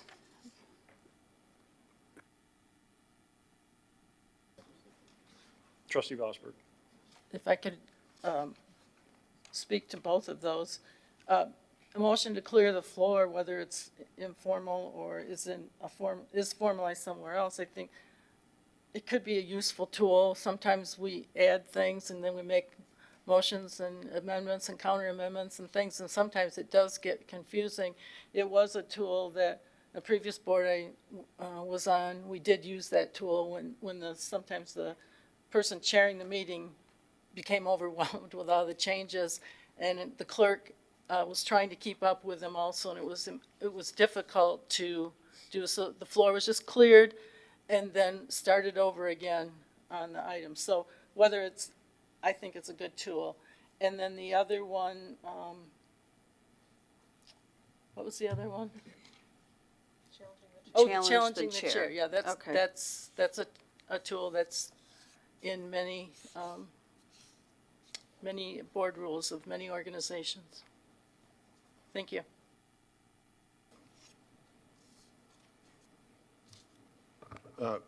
Just to, I'm sorry. Trustee Joseph, go ahead. To piggyback on Trustee Vosberg, motion to clear the floor is part of Robert's rules. It is parliamentary procedure. It's not made up, and it's appropriate for exactly the reasons that she stated. Clerk Perry. Just a point of information, it is not in Robert's rules. In fact, clear the floor, and it's interesting because I just went through a whole week long of clerks from all over the country who we did an awful lot with parliamentary procedure. So this is very much on the top of my mind at the moment. And again, one of the reasons why and I apologize for my tardiness this evening. If I had been here, I would have asked that we also remove this one because there is a lot of modernization in terms of language and other things, particularly regarding parliamentary procedure that clerks across the country are now changing things. But the clear the floor is actually very unique to Michigan. It is a Michigan local motion. It's not in Robert's rules. In fact, if you speak to clerks outside of Michigan, most of them are unfamiliar with it, but they said, you know, we kind of like that because to Trustee Vosberg's point, it can become confusing when there are multiple competing motions, and oftentimes on local boards, what happens is people just either don't understand how to use parliamentary procedure or it just gets jumbled up. And so it's helpful to the clerks when we clear the floor. We don't use it often here. In fact, I can't remember, maybe 7 or 8 years ago was the last time we used it. But that's a local Michigan motion. But it's useful. However, whether or not it remains in this particular administrative procedures order, it does not matter to me either way. It is helpful. It's fine if it's there. If it's not, I can manage the motions just fine without it as well. So I'm neutral on the subject, but just wanted to clear up for that to be accurate, for people to understand while we're having discussions. But there are a number of other areas in this particular APO that I would really like to have some more. We could probably have a whole meeting just on certain portions of this. Oh, great. But Trustee Joseph's volunteering. But I think we can make some changes, and the reason why this is particularly of interest to me is because obviously I maintain the minutes and because of my statutory responsibilities as well. But I have a concern in here about potential, and it was mentioned already, but potential First Amendment challenges. I really don't want to see the township embroiled in a First Amendment challenge because historically governments don't do well in court when that happens. But one of the other areas that I think I'd like to address as well is the 3-minute time limit. I'd really like to see that either taken out altogether. I don't think we should be limiting people's ability to speak. I was at one point in favor of that, and I did vote for it. However, since then, I've had conversations with colleagues and residents, and I believe we should go back to at least the 5 minutes we did have. So change it from 3 to 5. Or see what we can do to relieve that altogether. I have a different perspective now than I did on it before, and so I'd like to see that removed. And primarily because I think if we're going to pass rules, they have to be rules for everybody. This put a rule and a limitation on the public, but also on the board. But that never happens. We have people that are constantly being allowed to overcome that rule. We were really good about it at first, but now it's just like, Wild West. I mean, people just talk as long as they want to, and they're allowed to do that. During an agenda item, no problem. But when it comes to the area in which we are putting a limitation on the ability of the public to speak, if we're doing it to be efficient or we're doing it to be cognizant of time, that's reasonable. But it is not reasonable to say that the public and the board, that we have different rules for each other. We should all have the same rules. So either we all stick to the 3 minutes or we address that. So there's a number of other things, but I'm not going to, again, belabor it. As I stated, my vote is already decided. Thank you. So this is an APO that's been in practice, and again, simply updated substantively, no core changes. There is never been a reference to Robert's rules in this APO. The board created this and approved it. It's been functioning and operating since August 22 of 23, and prior to that 21, prior to that 19. And we really didn't do anything this time around except a few areas didn't address called clear the floor. That's been here. That's not a problem with the chair. The 3-minute rule isn't even addressed. That's not been changed. And property sale and to reflect to the electronic voting system. So again, core of the APO still remains in place. It doesn't change, and just simple updating and modification. Any further discussion? I have a motion by Supervisor Kersten, supported by Trustee Joseph, to approve item 10R. You would please cast your vote.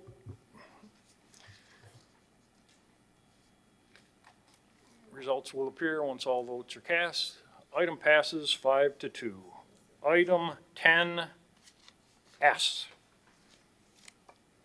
Item 10S is a recommendation by Supervisor Kersten to approve APO 20-2026, credit card use policy, and adopt resolution number 2026-22.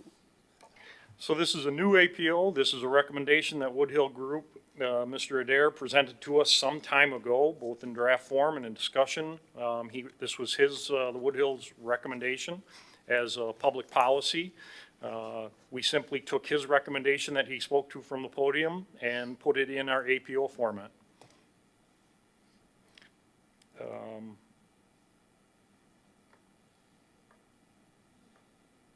I'm sorry, I forgot. Supervisor Kersten will make a motion to approve. Is there any support? Support.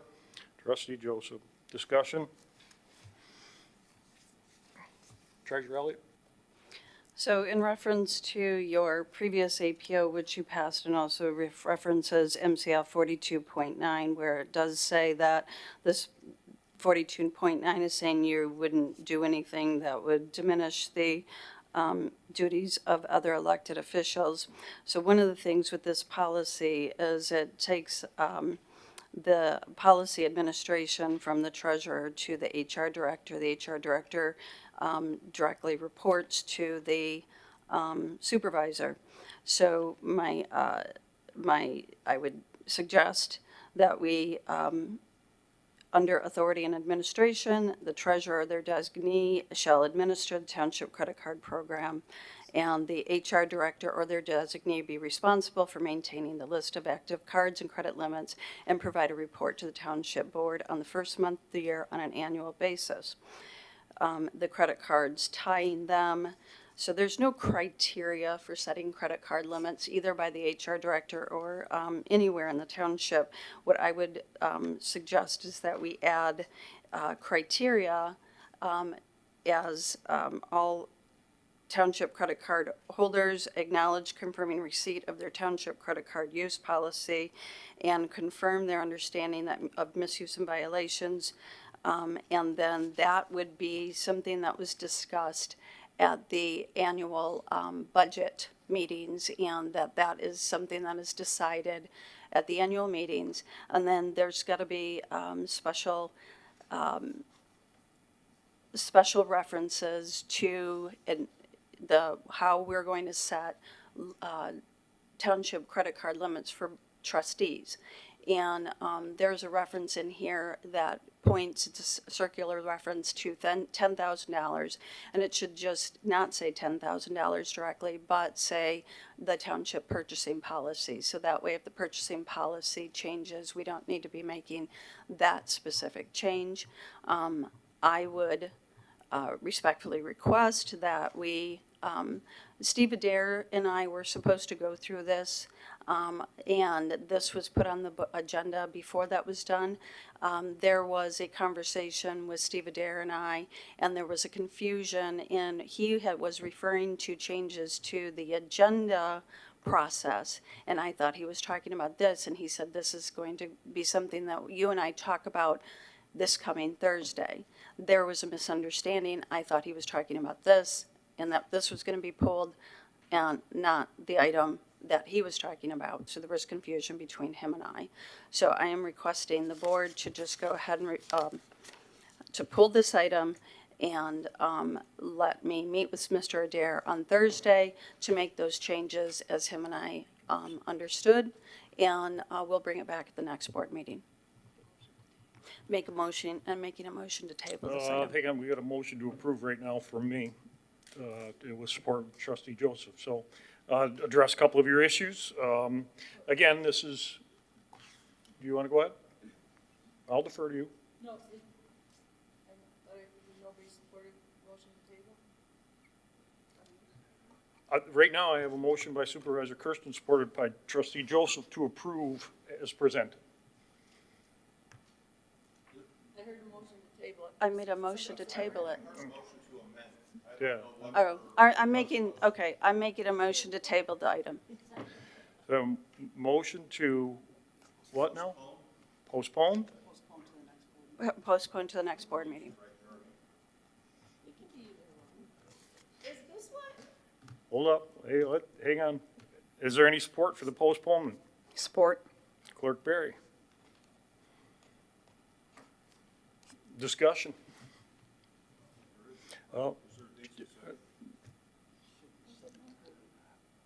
The original motion that we have to approve it. The motion to postpone Yeah.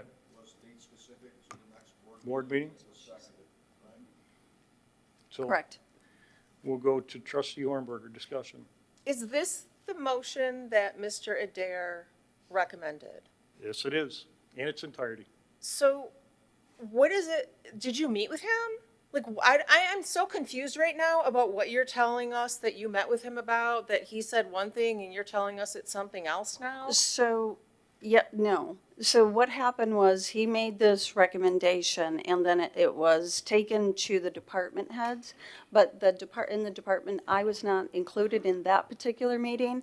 The department head, so one of the management people who actually does this administration was in that meeting and requested that this be reviewed with her and myself and the budget and finance coordinator. Treasurer That Elliott, can I didn't interrupt you just for a happen. minute? So we have a motion by Yeah. Treasurer Elliott, supported by Clerk Berry, to postpone this item till the next meeting. Is that correct? So Clerk Barry, would because you there call was the a roll? confusion in the communication, I'm requesting it. Treasurer Elliott, please. Yeah. Clerk Barry, would you call the roll for motion to postpone?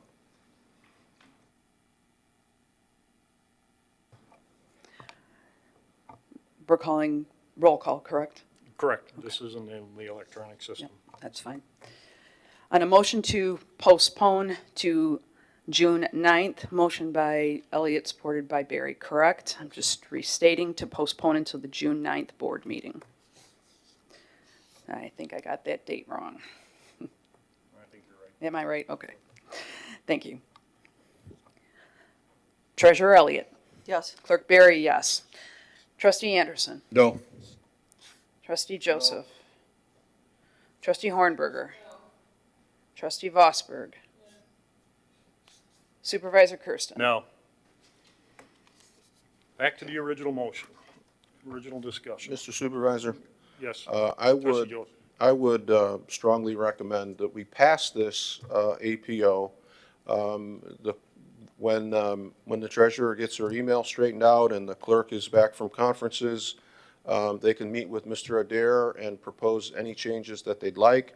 But I would desperately like to see a credit card APO in place before the next township shred day.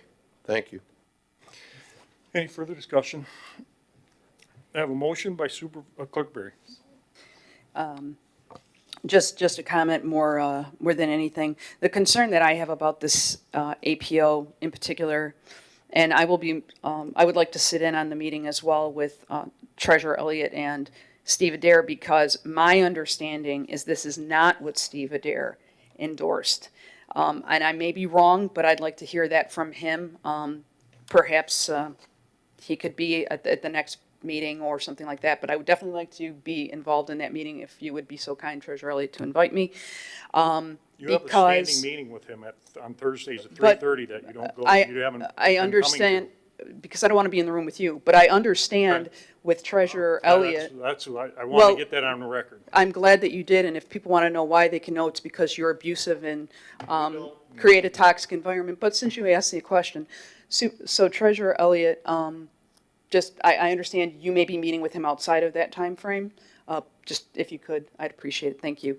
The problem here is, as Supervisor Elliott, or excuse me, I beg your pardon, gave you a promotion. Treasurer Elliott has pointed out, and I think the genesis of her initial concern about having MCL 42.9 referenced in its entirety is that what we have is the board is being presented with options that are not, that I feel, in my opinion, are in conflict with the law. I do not see anywhere in Michigan promulgated rules, I see nowhere in state statute, I see nowhere in the Auditor General's manual, all the things we rely on, that allows for the board to subjugate the authority of the treasurer in giving what she is responsible for, which is the release of funds, giving that to someone who she does not approve of. We cannot take her authority and give it or create a position that gives it to anyone else without her approval. And from what I am understanding, she does not approve of this APO. So therefore, I don't see where we can subjugate her authority that way. Even if we pass this APO tonight, I don't see where it can be implemented without violating that statute. Not to mention the fact that all of those other references that I've given to you, none of them give authority to the HR Director for Finance.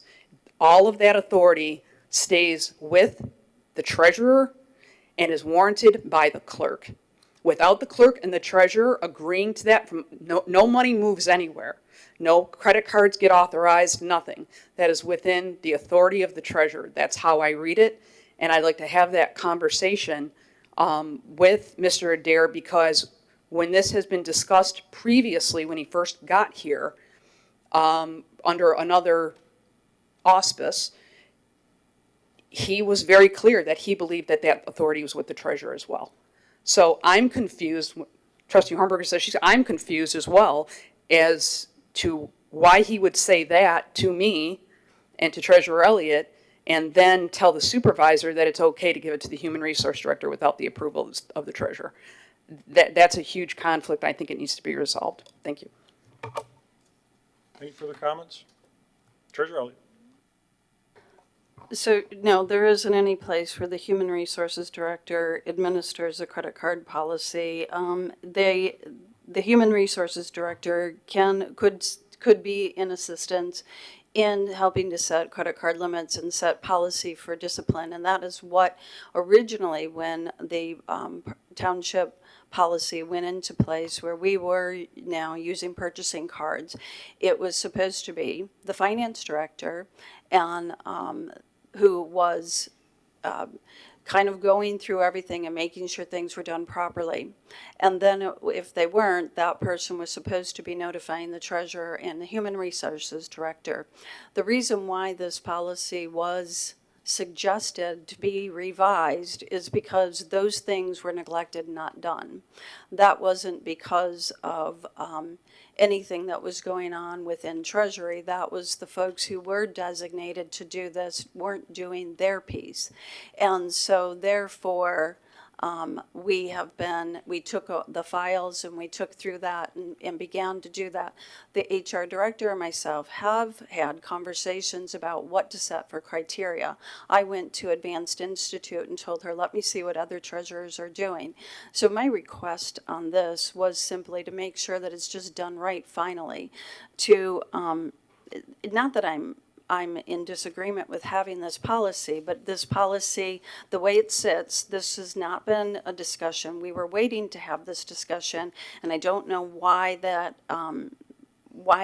hadn't happened. I did ask Mr. Adair last week, and he said that in all reality, this doesn't, the board cannot pass this APO and tell me that I have to release funds or give credit cards to people who are purchasing things outside of the board authorized dollar amount.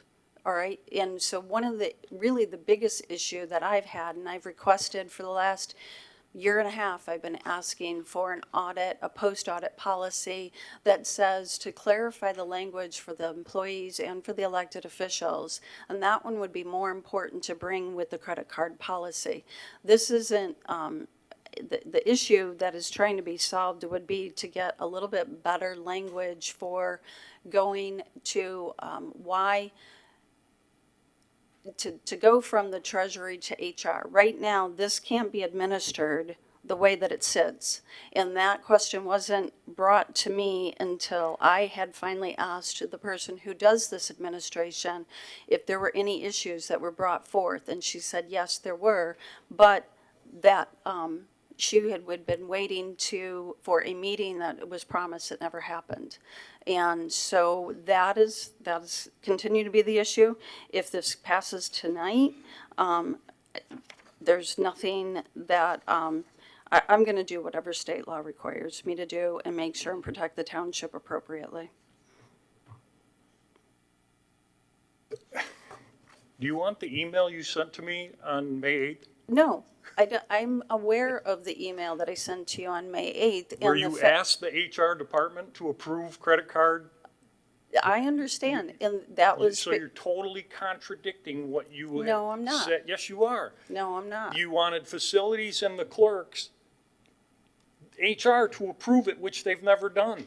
And again, I'm going to go back. The policy does not subjugate your authority. Authority and administration, 1.4, the treasurer and their designees shall administer the township's credit card account. This policy simply says that HR will oversee the requests and the issuance of it and the amounts. You manage the policy. Nobody's taken away your bank authority or your statutory authority. That is not what this is. This came from an outside entity that recommends best practices, and that's why it's in front of us tonight. What I'm getting the perspective from you you guys don't want policies or procedures on anything. You just want free reign. So when the clerk emails you and says, increase my credit card beyond $10,000, you've got coverage. Where we say, no, We don't allow that based on policy and practice that the board has approved. That's all this is. Nobody's stepping on your statutory authorities. Nobody wants them, particularly me, particularly HR. The smoke screen you're spreading tonight is ridiculous. This is a very straightforward policy that the board can approve, and it will give the departments directive to manage accounts and credit card purchases. And again, when the purchasing authority does not exceed $5,000. Are there cards that do exceed? Yes, when the clerk books 2 airline tickets that exceed the $5,000 amount, yes, we have to expand that credit card use based on her authorities, and we do it. But you don't. Mr. Supervisor, just a point of order. There is rounds, and watching you debate back and forth without giving anybody else a chance to weigh in is not really fair. But, Mr. Supervisor, I would ask that before I see Sarah is now at the podium and before another department head gets savaged, I would just like to put forward a motion to call the question. So support for the motion to call the question? Support. Trustee Anderson. Clerk Barry, would you call the roll? No, this is outside of that. Just to call the question, okay. Motion to call the question by Trustee Joseph, supported by Trustee Anderson. Thank you. Trustee Joseph. Aye. Trustee Anderson. Aye. Trustee Hornberger. To call the question? Aye. Trustee Vosberg. No, absolutely no. Is that extra? Treasurer Elliott. No. Supervisor Kersten. Aye. Clerk Barry, no. Back to the original motion. The motion by Supervisor Kersten, supported by Trustee Joseph, to approve the item 10S as presented. If you would please cast your vote. Oh, I'm sorry. Any more discussion? If you would. I'm sorry. You're done. Yep. If you would please cast your vote. Results will appear once all votes are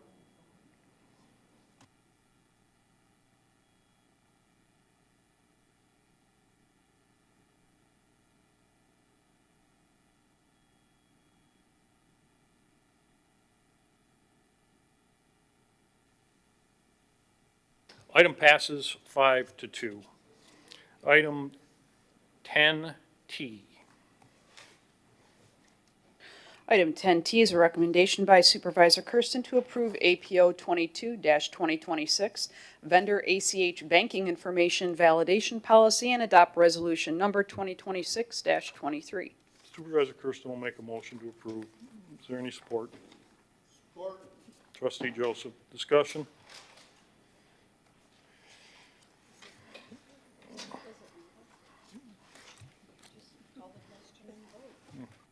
Motion to call the question. Go ahead. Motion by Do I- Clerk Barry. Do I have support to call the question? Is there any support? Is there any support? No? Okay.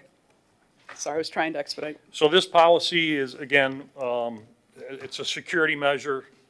Several times we get electronic emails asking for bank accounts to be updated. This simply sets forward a policy. Again, the origination comes from Woodhill Group, puts in writing security measures and practices that we should have in place already. And just vetting of when those requests come in, that we follow the proper protocol. This is written and documented, that an employee can look at and at least have some guidance when doing such activity. So, questions? Clerk Barry. Just to speak to this, so this actually originated from issues that had occurred and we'd seen in the accounting department. I actually began implementing something very similar to this prior to this being put in the formal language that you see in front of you now.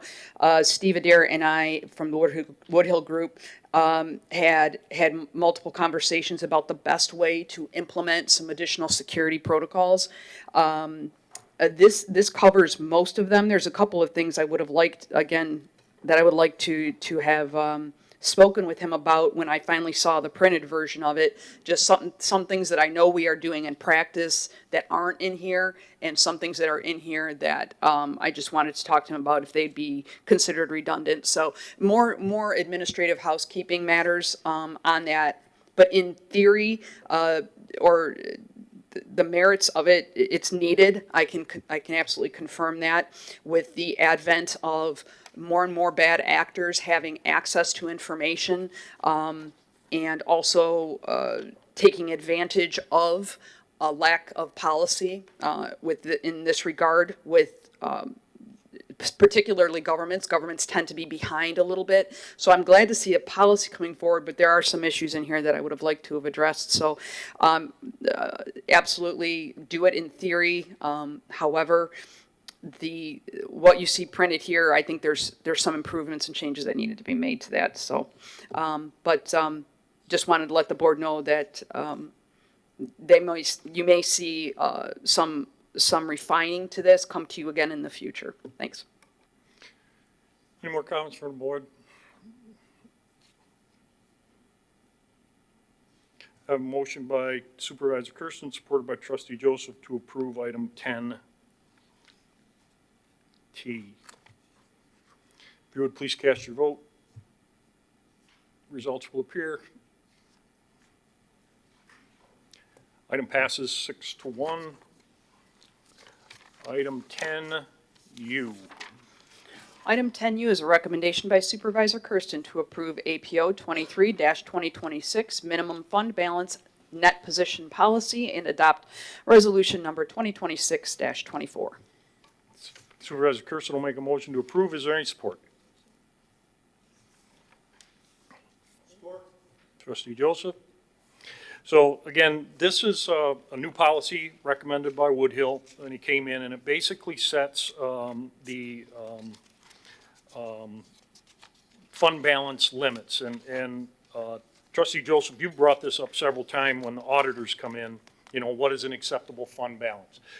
The 15% is the recommended, and in discussions with Steve from Woodhill, that is a flexible number. It can go up and down, and the practice I think that we should get into is it should be amended every year, or at least looked at during the budget process. So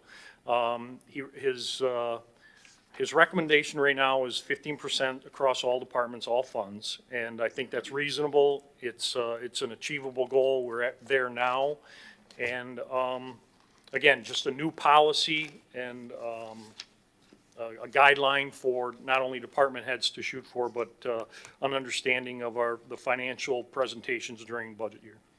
Questions? Trustee Vosberg. Thank you, Mr. Supervisor. I support this type of policy for fund balances, but we are not at 15%. It's my understanding we're not at 15% for all of them. We are general fund and perhaps some others, but the water and sewer enterprise fund is sorely below that amount, and there will be efforts to bring it to that. But I just want to make a point of that does mean when it comes to budget time, we have to really be cognizant of where is that fund balance in relationship to where we want to be and where are we now. It's a good tool to have, and I also agree we have to be open to adjusting that as needed depending on our financial times and those, our capital improvement plan, things like that. Thank you. Yep, and to your statement, again, it's not written in stone. It's a number for discussion at budgetary process time and then budget approval. So, Trustee Joseph. Yeah, the request for this has been probably going back to my first term on the Water and Sewer Rate Advisory Committee, specifically as it relates to the enterprise fund. You never know if you're over collecting, if you're overbilling, underbilling, and what is it that we're basing it on, and to have at least a number now where we go 15% of operating, reserve for it is a good place to start. It at least provides some context to the discussion regarding water rates or any other budget issue, because those are tricky. And when you do a solid job of which our Public Works is now laid out, a 5-year, 10-year, 15-year, we have fairly good understanding of what lines are in complete disrepair. And again, I'm speaking to the enterprise fund, but it's really applicable to all departments. What is your goal in terms of the enterprise fund balance? So to put at least a benchmark, and I'm open to adjusting this, but to have something to point to is solid and long overdue, and I appreciate this APO coming forward. Thank you. Any further questions? Treasurer Elliott? So in one of the things that I've run into is oftentimes I'll see, and especially when it came to the water and sewer, we were talking about cash flow struggles, and I think that there should be something in here that designates somebody, whether it's the clerk, the treasurer, the finance director, to notify the board if the fund balance falls below a certain percent. So if we're going to make this 15%, and then you have language in here where the board is notified by the finance director if a fund balance throughout the year falls below 25%, so that they can prepare and accordingly. I would suggest something to that extent, and it can be the finance director. The problem is we don't actually have a finance director, so that could either fall to the clerk or the treasurer. So that would be one of the suggestions. There's also on page 4, there's reference on number 4 on that page under definitions to a township manager, and we don't have that, so I would suggest scratching that, and I just saw that today. And then for annual review, it says the policy shall be reviewed annually. So the fund balance is reviewed annually during the annual audit. So we could make language that says, that ties that to the audit.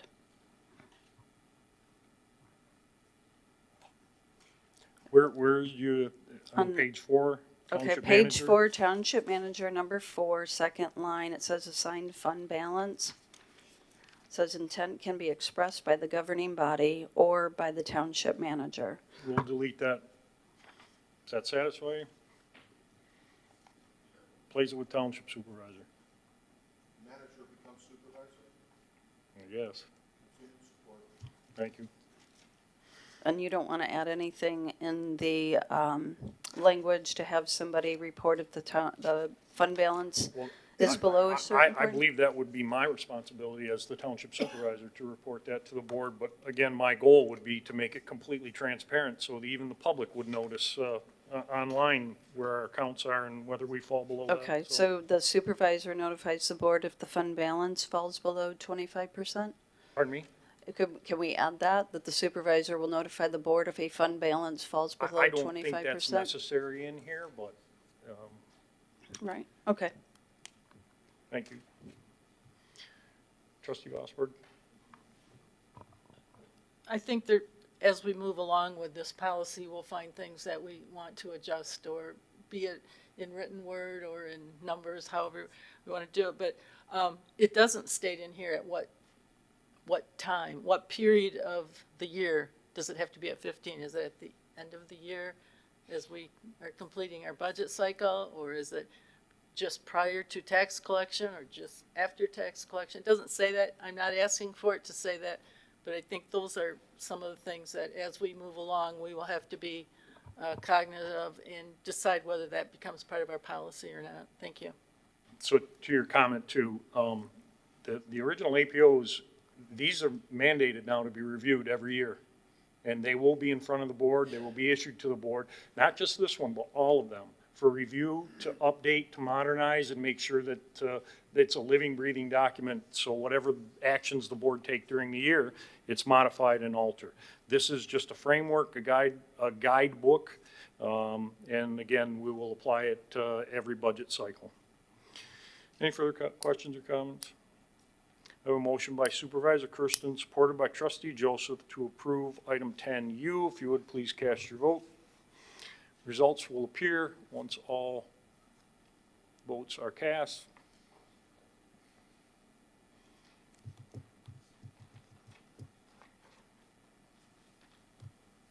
Item passes 6-1. Item 11, there's addendum tonight. Item 11A. Clerk Berry? Item 11A addendum is to approve a conflict waiver and authorize the township supervisor to execute the conflict waiver letter from attorneys at law Hallahan and Associates, PC. Supervisor Kersten will make a motion to approve. Is there any support? Support. Trustee Joseph? Carrie? Thank you. This letter included in your packet is from Laura Hallahan and Associates. It's simply a disclosure to the board asking to waive any potential conflict regarding a tax appeal involving Laura Hallahan representing Waterside Marketplace. As you know, Laura Hallahan is currently representing the township in all the big box tax appeals. Those cases involve different properties, different tax years, and different valuation issues than the potential Waterside matter. The big box cases involve single-use retail buildings, while Waterside is a multi-tenant shopping center, so the appraisal methods and market considerations are substantially different. Because of those differences, our township attorney and I do not believe there's an actual conflict of interest or that any confidential information from one matter could be used in another. However, out of transparency and in caution, Laura Hallahan wanted to fully disclose the situation to the board and allow the township to review and waive any potential conflict concerns before any representation is taken. So the purpose of this is to really avoid any future procedural issues and ensure everyone is fully informed and authorize the township supervisor to execute the conflict waiver that she requested. Any questions? Ms. Stewart, do you want to make any follow-up to that? No, other than this isn't just gratuitous by Ms. Hallahan. The Code of Professional Responsibility that all lawyers are bound to requires that an attorney who has a conflict, either actual or parent conflict, has to disclose it to the client, and it's the client's waiver to give. The attorney can't waive it, it's the client's waiver. And, we've dealt with Ms. Hallahan in the past. She's a very well-respected lawyer, and she's doing what the code requires, and the decision as to whether to waive it is entirely up to the board. Thanks. Hey, Brett.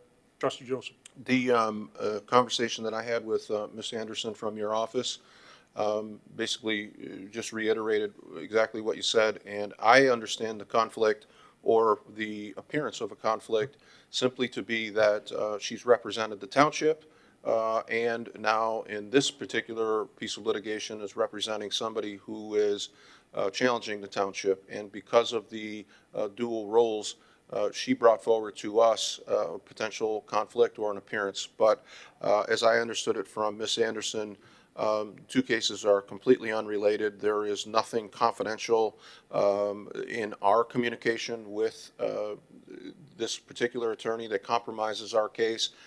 She agrees, obviously, and wouldn't have taken on the client if it had, but in the interest of full transparency, she brought it forward.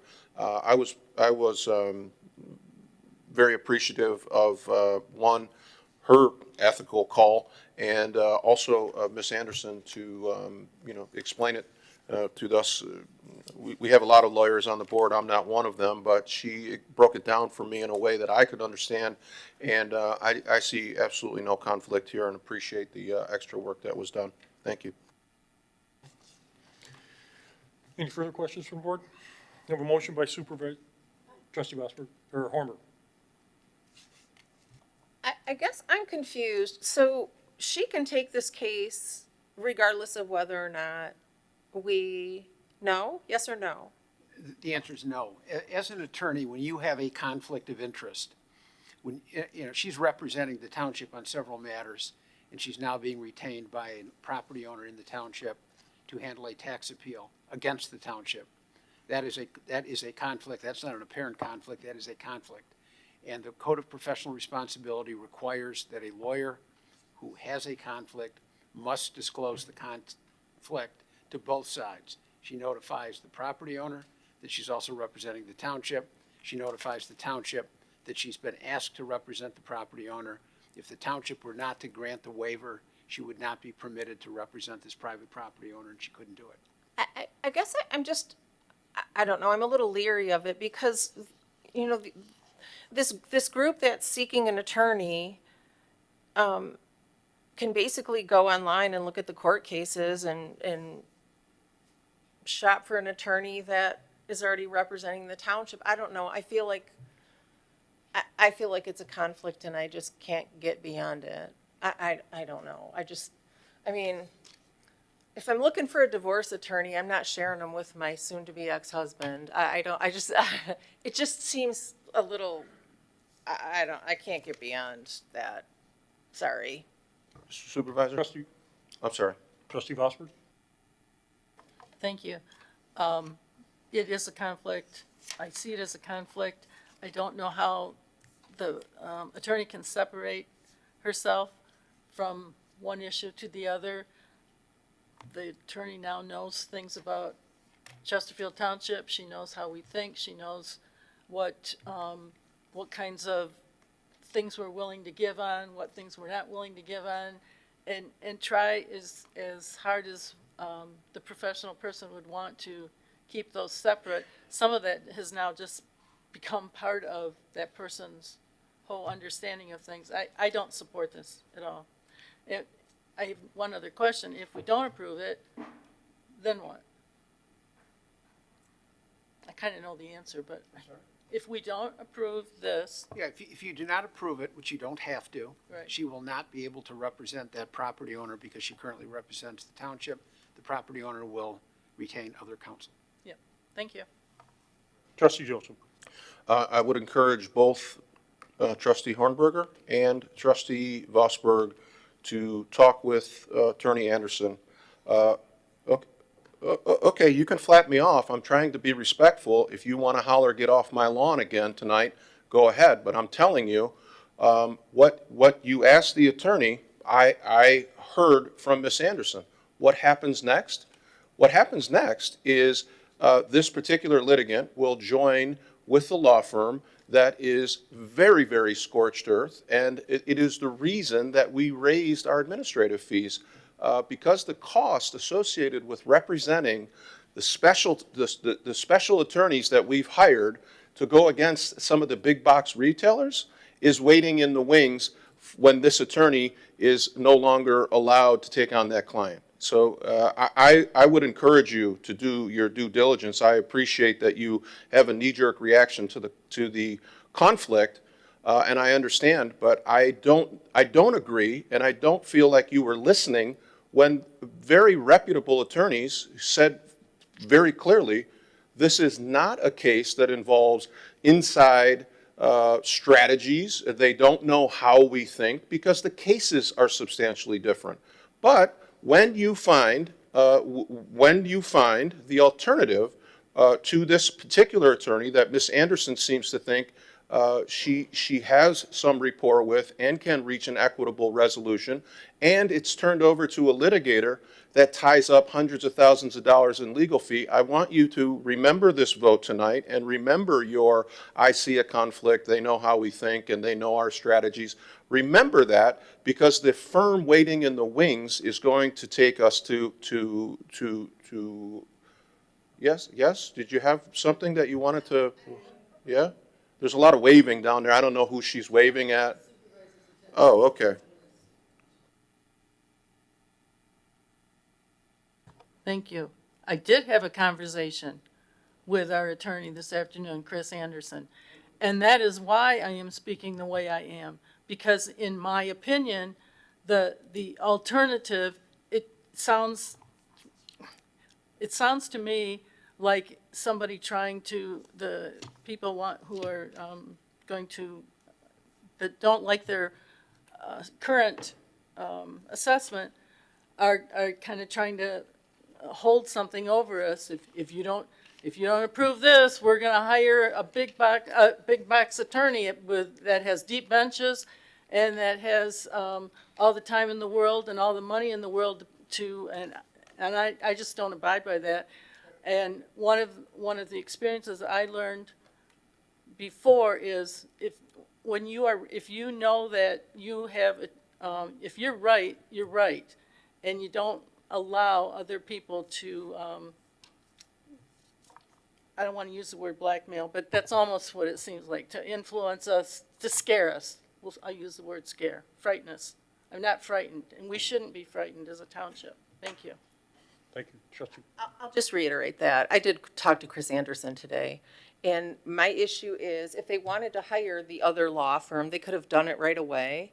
And I feel like they knew who our current counsel is, and it's almost as if we're being bullied to maybe take an agreement that we might otherwise have to take. We don't know that, but obviously they're looking for some tax relief.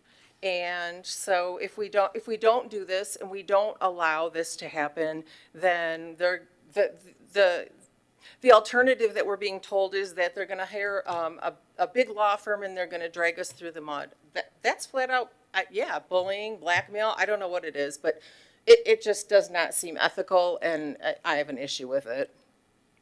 Thank you. Clerk Berry. Thank you, Mr. Supervisor. In my analysis of this particular situation, I spoke with the attorney as well today on this matter. Soon she called. I believe there is a conflict of interest also. I'm not going to comment as to whether or not there's some elements at play, blackmail, bullying. We can call them whatever they want. There's no doubt in my mind we're getting played. At least they're trying to play us. And the question is, how are we going to play the game? And I think what I've heard on the board from my colleagues is there's two different approaches to playing that game. And now we're going to have to Trustee Joseph's point, live with whatever we decide to do here tonight. There's no way there's not a conflict of interest. There certainly is. The question is there a trade-off in waiving that conflict of interest in an effort to gain a greater benefit for the township? And I think that's really what we have to decide. And each member is entitled to their vote, and they should not be ostracized or criticized for how they see the issue. That's why there's 7 votes. Thanks. Any further discussion? I have a motion by Supervisor Kersten, supported by Trustee Joseph, to approve item 10A. If you would please cast your votes. Results will appear once all votes are cast.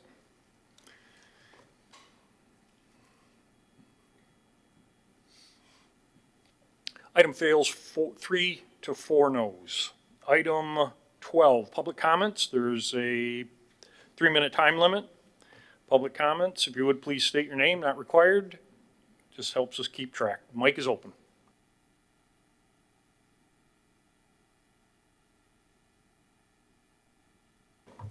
Good evening. My name is Chuck Freeze with TNT Fireworks. On letter H, that was not moved on due to lack of support. I feel kind of ashamed in the sense of I typically have been summoned to the counter to at least explain my thing as the applicant, where that was kind of quickly done and I didn't wave my hand or anything. Even last year, we were at the community center down the street, and Mr. Joseph gave TNT Fireworks some praise for our standing in the community, and so I was just kind of confused, and it was simply 1 extra hour to be in a line with the gas station and the retail area that it is at Myers parking lot. And if there was any insight that someone could give me, I know this is not a conversation in public comment, but as to why maybe that was not moved on this year as it had been approved in the past. So thank you for your time.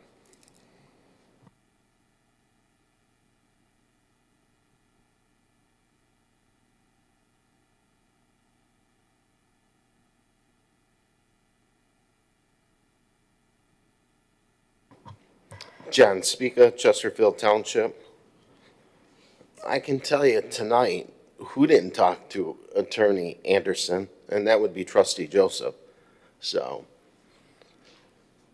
Trustee Joseph talked about clearing the floor tonight, at the last board meeting, he talked about how Clerk Berry used taxpayers' dollars to fund this seminar that she went to, which wasn't true.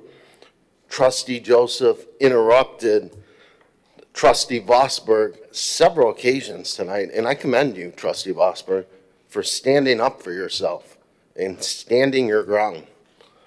Trustee Joseph didn't see a conflict with an attorney representing the township and an attorney representing somebody that's going against the township. In my opinion, Trustee Joseph can't be trusted because he creates this boogeyman thing to make you think that if you don't act, we're going to be in trouble. He's been doing this for years, but I'm glad that this board finally woke up to see what his tactics are, because he's been doing it for years. Supervisor Kersten tonight talked about the APO changes. Well, there were several changes made in the APO. The 3-minute rule was a change under your watch, Supervisor Kersten. Clerk Berry brought a couple resolutions to the floor, talked about expanding the public comments. She talked at the last board meeting, there was a resident that was hurting that asked for some relief from this board. She immediately brought a solution to the floor.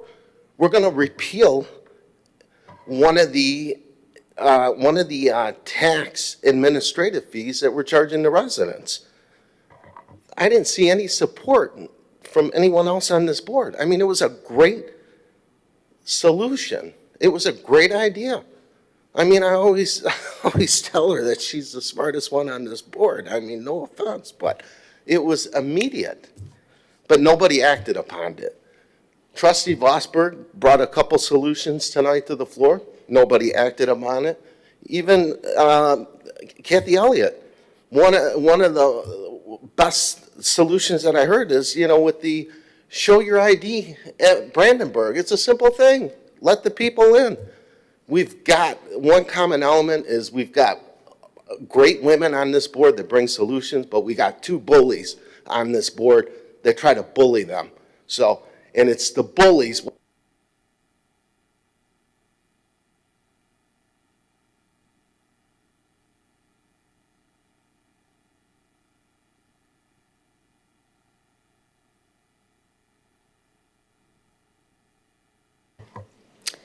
All right.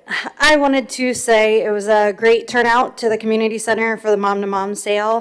We always leave with more than we need, so thank you guys for that. We also I wanted to say thank you to the police open house. Me and my kids hit both functions that day, even with the rain. Always a good time. The weather passed, sun came out, my kids enjoyed the trucks, the music, bounce house, and of course my son's favorite, which is a hot topic, snow cones. So again, thank you for that. Tell your wife also thank you again for the sourdough. It was delicious. Now switching topics. I noticed last week the replacing of Salt River was completed. As I live over there, I am happy to see it done. I am concerned as my claim against the township was denied because of asphalt and stone were found in the sewage line at Weber Paddle Park. Mitch spoke tonight about Killowald Road or whatnot needing stone. Call me crazy, but contractors in the past 5 years doing the work on the Jefferson Bridge, the Paddle Park, Roseland repaving, Salt River repaving, and now the Jefferson work being done. And seeing a company called Cadillac Asphalt doing the project, there seems to be a lot of asphalt and stone around the very area that just so happened to be clogged with asphalt and stone, which led to my home flooding with city sewage, which I have been told the township insurance company isn't the township, by the township's insurance, that it is not the township's responsibility. I hope this township's hiring these contractors moving forward are holding contractors accountable for the quality of their work and the cleanup of their projects. There seems to be more projects in the works for that little corner, and I am concerned about the current state of our infrastructure already. I hope moving forward that the sewer access isn't used as a dumping site, or let's be honest, if there is any deterioration, that system is addressed. I also hope that photos weren't just taken and that footage of the line to see its actual structural standing was done. We do have more than I would like to see more than Band-Aid fixes when these issues arise. We need to start taking a deep dive into our actual infrastructure, as this wasn't just an isolated flooding incident. Thank you.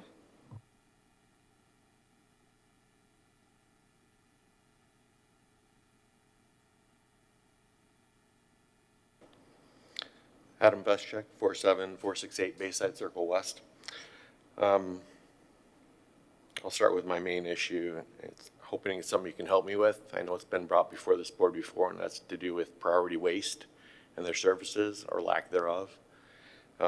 Continually getting situations where they're not picking up 1 of 3 bins in our neighborhood. It's happened repeatedly. It's happened again this week, and all of our neighbors have their cans sitting on their street since last Thursday. They're going to sit there until this Friday because we're delayed by 1 day. I know you dealt with this in the past. I haven't delved into the video and the notes and everything that was done, but if you could help me, please help me. Help me and my neighbors to get this resolved. I really appreciate it. On a lighter note, for the first time since living in Chesterfield, we've been here about 5 years now, my wife and I were able to go to the New Baltimore Memorial Day Parade yesterday, and so glad we did. It was a great event, and especially the end service there at City Hall. I did notice when we got there, one of the Chesterfield cruisers was in the beginning of the parade, and it led me to believe that, oh, this is like a collaborative thing happening here. But towards the end, it really didn't seem like that. It was pretty much focused on all New Baltimore. And I'm just wondering, is that a thing? Like, do neighboring townships come together with New Baltimore to kind of make it a bigger event? I think it'd be something great if that could happen. The Neptune My 360, that sounds pretty cool. I'm just wondering how that's going to be integrated into the system. Like, how will I, as a user, get that? Will it be another tab on my BSNA output, or will it be a separate website? But I'm looking forward to that.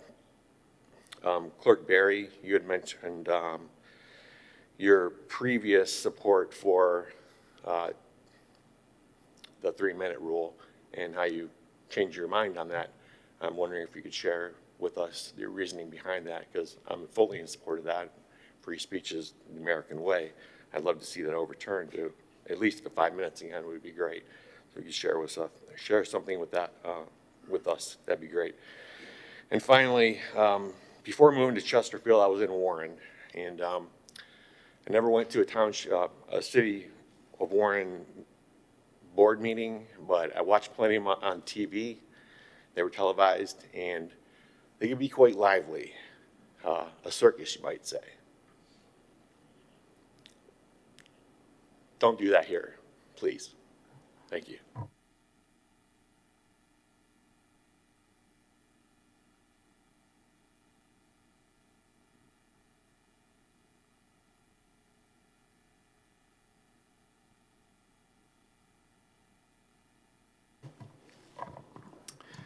Good evening. It was a good night to come tonight to see some of the fellow people I got to work with achieve leadership positions. Everybody who had received a promotion tonight in the fire department, every one of them is an excellent leader, basically a role model for public servitude, for an incredible devotion to this community and to the ideals with which our republic stands for. Everyone who became a battalion chief, everyone who became a lieutenant, a sergeant, and even a firefighter tonight. Everyone is well-deserved, and this community is better for it. With that being said, it's been a long time since I've been here at this podium. If you do not know, I have been gone for 8 months, part of a deployment to the Middle East. And yes, I was a part of the war with Iran. And it was difficult at times. Thankfully, I was in a location that was not as impacted as others, but everyone faced danger overseas. Everyone faced hardships. And unfortunately, not everyone is home yet from our deployment. And that's all I'll say on that aspect.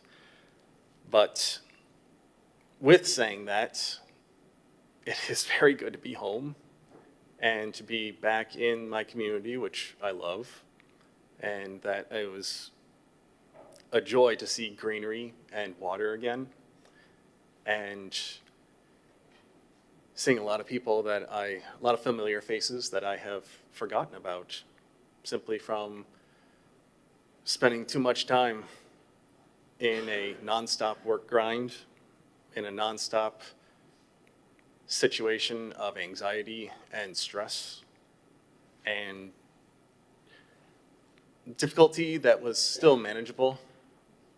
I served alongside with my fellow troops, and that we accomplish whatever mission that we are doing, because that is our duty. And that's something that can be reinforced here as well, that everyone can perform some form of duty to provide for the citizenry.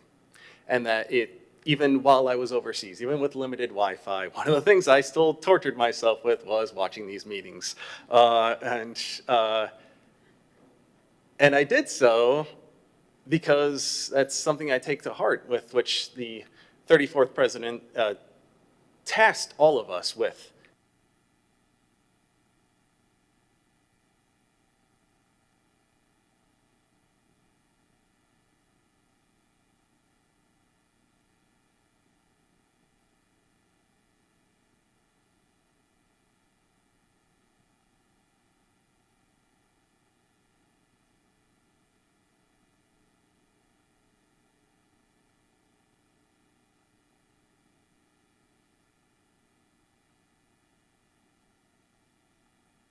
Any more comments from the public?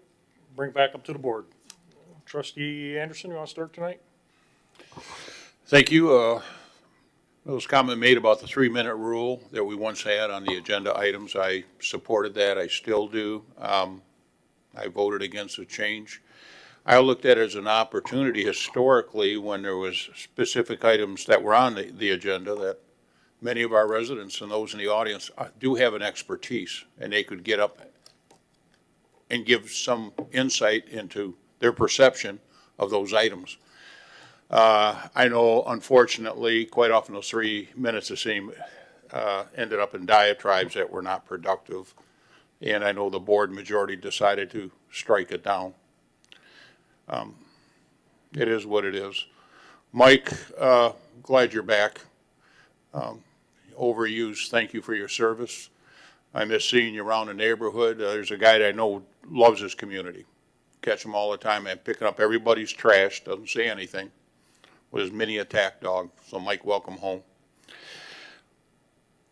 I did support the waiver. I didn't look at it as a conflict of interest. I looked at it as a waiver. It's 2 different properties, 2 different completely issues. There are attorneys that are capable of doing them both. A good analogy, a unique analogy, was having a divorce lawyer represent both parties in a divorce. I didn't look at it this way. I valued the call from Attorney Anderson and the discussion tonight, and I guess it's what Ms. Berry said. I guess we got to make our votes, and we'll see how it plays out. Down the road. I hope we don't have a "I told you so," and we end up getting washed as a township any more money. So we'll see how that plays out. Finally, Joseph Lozowski, congratulations on your full-time appointment to our department, as well as the 6 members of our fire department that received promotions tonight. Thank you much. Trustee Joseph, you want to go? Thank you. I'd like to start off, congratulations to the members of the fire department who were promoted tonight. Also to the members of the various committees, whether it be planning or the beautification commission. So thank you for your service. Mr. Wharton, great to see you home safe. As Trustee Anderson said, your service not only to our country, but it was nice to see you, maybe fortuitously, on a night when a lot of your friends and former coworkers were promoted tonight, and to have you here in the audience, cheering them on, I'm sure meant a lot to them as it did you. So thank you for your service, not only to Chesterfield, but to our nation, and I appreciate you very much. There is a lot of movement in the gubernatorial race. Primaries will be in front of us pretty quick. John James is, I think, a great candidate. I'm not stumping for anybody, but I do appreciate the fact that Mr. James, who partners a lot with Congresswoman McLean for our area, is going to be in town on June 11th for a private event, and I would entertain any questions or concerns that residents may have for Mr. James. I will take them to him directly. He's been fairly open to any concerns from constituents, and to have a kind of a hometown guy making a strong showing for the governor's mansion is very encouraging to me. So the comments, Mr. Supervisor, the comments that start out about, you know, how dumb we are for leasing, and they usually start with, in the real world, in the business world. I don't know what business this guy is in. He talks about being proud. Congratulations, Trustee Vosberg, on you seem to have the endorsement now. The congratulations to Clerk Berry for voting against the very principle that she espouses tonight was interesting, and she got admiration for that as well. In spite of the fact that guy comes to the podium and hurls nothing but grenades at everybody for his entire time. The book that I most recognize there, Clerk Berry, you must have read it because you've employed it. It's called A Useful Idiot. You get somebody to come chill nonstop over and over. I don't think it was too long ago, Treasurer Elliott, he was referring to you as bipolar and questioning your OnlyFans page. Now he's a hero of the women on the board. Quite a joke. As I said, I don't know what business acumen he has.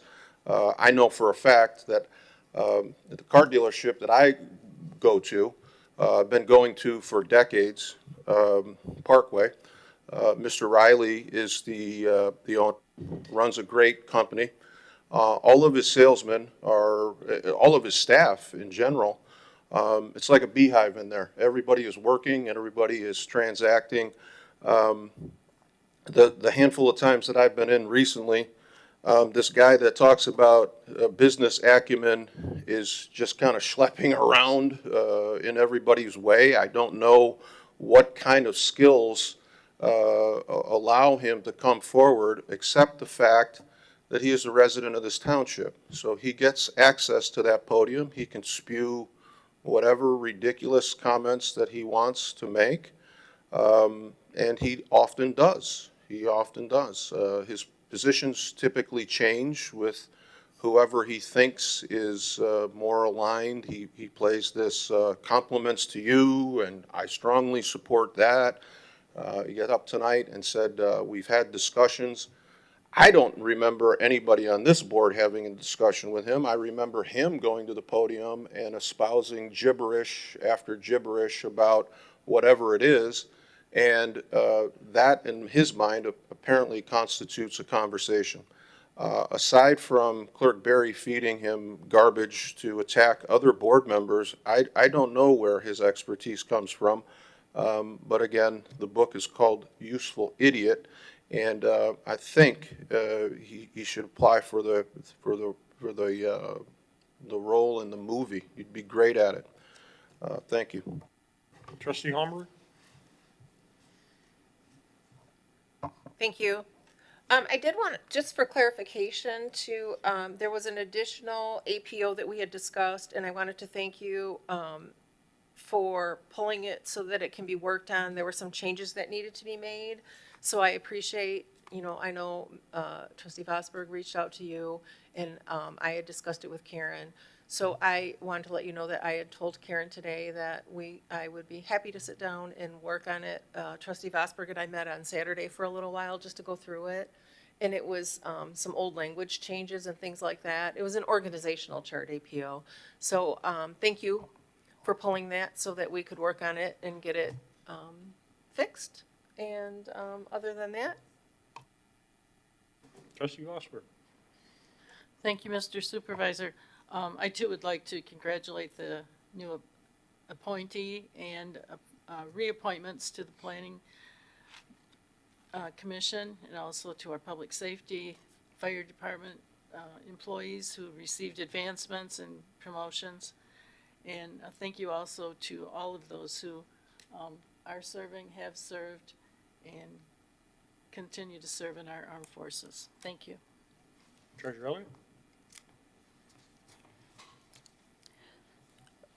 Mr. Wharton, welcome home, and thank you for your service. It's great to see you, and you always talk about respecting one another, and you've been very consistent from the very time you ever talked about the board meeting, given different examples.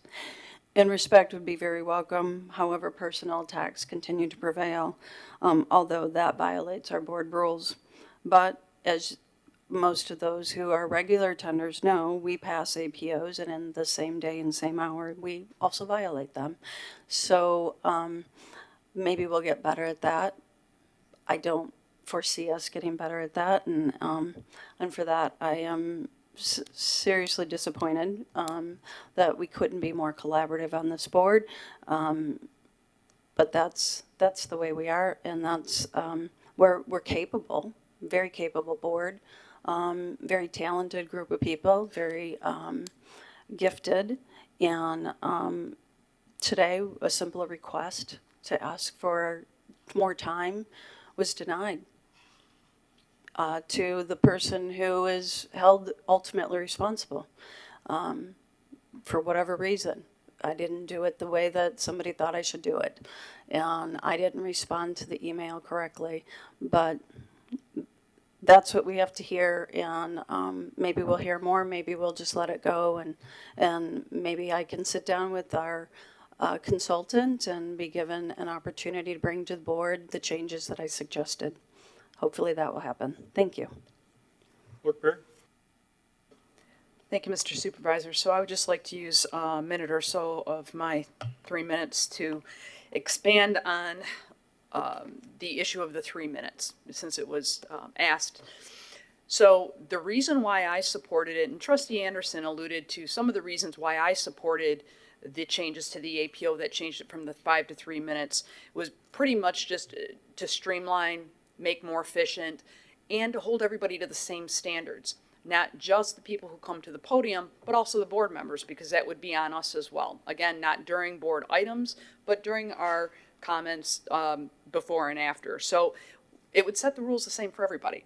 And I thought that that would be a more respectful way to approach people's time, not only to be more respectful of those who come here, who don't want to sit through 10 or 15 minutes of this person talking about that person. And it became very, very ugly, much like Warren. We were very, very much there. Not sure we're too far away, but hoping that that would have made an improvement there. Unfortunately, what I have seen is that that hasn't happened.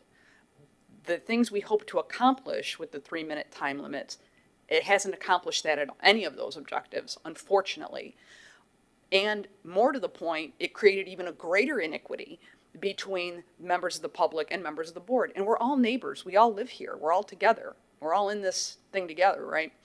And so where I was hoping to accomplish more equity, what I'm seeing is even greater inequity.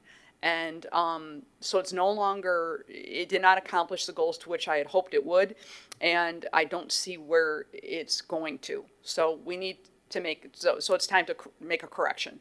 And that's my take on it. So that's why I recommend that in the future we bring another change to this, among other things, to our board rules, and that is to change it from the 3 minutes at least back to the 5.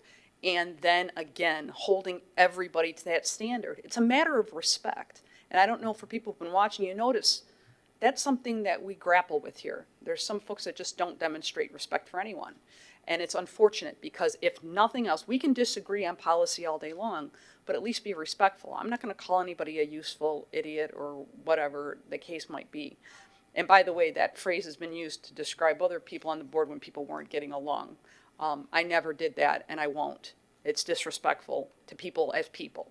And if for not, at the very essence, we are all neighbors. We all live here, and we are all people who deserve respect, and that's disrespectful. So that is something that I hope changes on this board. For myself, I can tell you what you see happen here publicly is 10 times worse behind closed doors. And that's the other challenge that we have in maintaining good governance here. It's 10 times worse what you see here. And I've experienced it myself. So hopefully we can work on that because I believe we can do better. And I'm committed to doing whatever it takes to make it better. Thank you. Again, Mr. Wharton, thank you for your service, appreciate it. I think less than 2% of the workforce or the population ever experiences is military service. Congratulations to all the firefighters to their new rank and their recent growth and obviously accreditation. There is a closed session that's going to be scheduled for the 9th at the next board meeting, just so everyone knows. You will see, other than hyperbole and just blatant nonsense, you will see more policy-driven APOs come in front of the board. And pretty much the same process as we update them, and then also whether it's the finance Woodhill group or a new finance director, we will be policy driven and it will be documented and the board will have input on it. Pretty much the same process. Collaboration, got to show up to work, got to show up, be here. I don't know, and when you have meetings scheduled with you don't get to choose, he's a bully, he can't be in the room. I can't be in the room with him, he's a bully. No, you just got to come to work.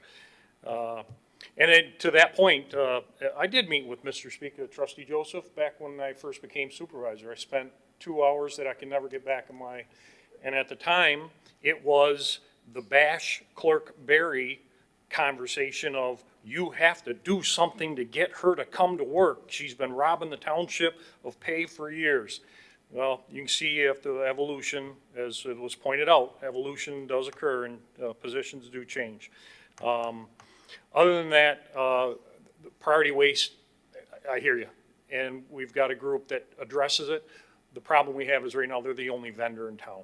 And with the contract services coming up, we have a committee that's working on trying to get it, at least address some of the concerns. The contract will go out to bid again publicly, and we've got some reputable large-scale vendors that are interested. We're just not there yet.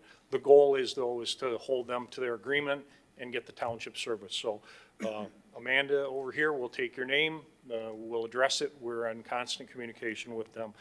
But that you're not off. You're not. We hear you, and it's not just here. It's throughout. That's all I have. As I mentioned, there will be a closed session next meeting. Item 14. There's no closed session tonight. Supervisor Kersten will make a motion to adjourn. Is there any support? Support. Clerk Barry. All those in favor? Aye. Opposed? We are adjourned at 10:07.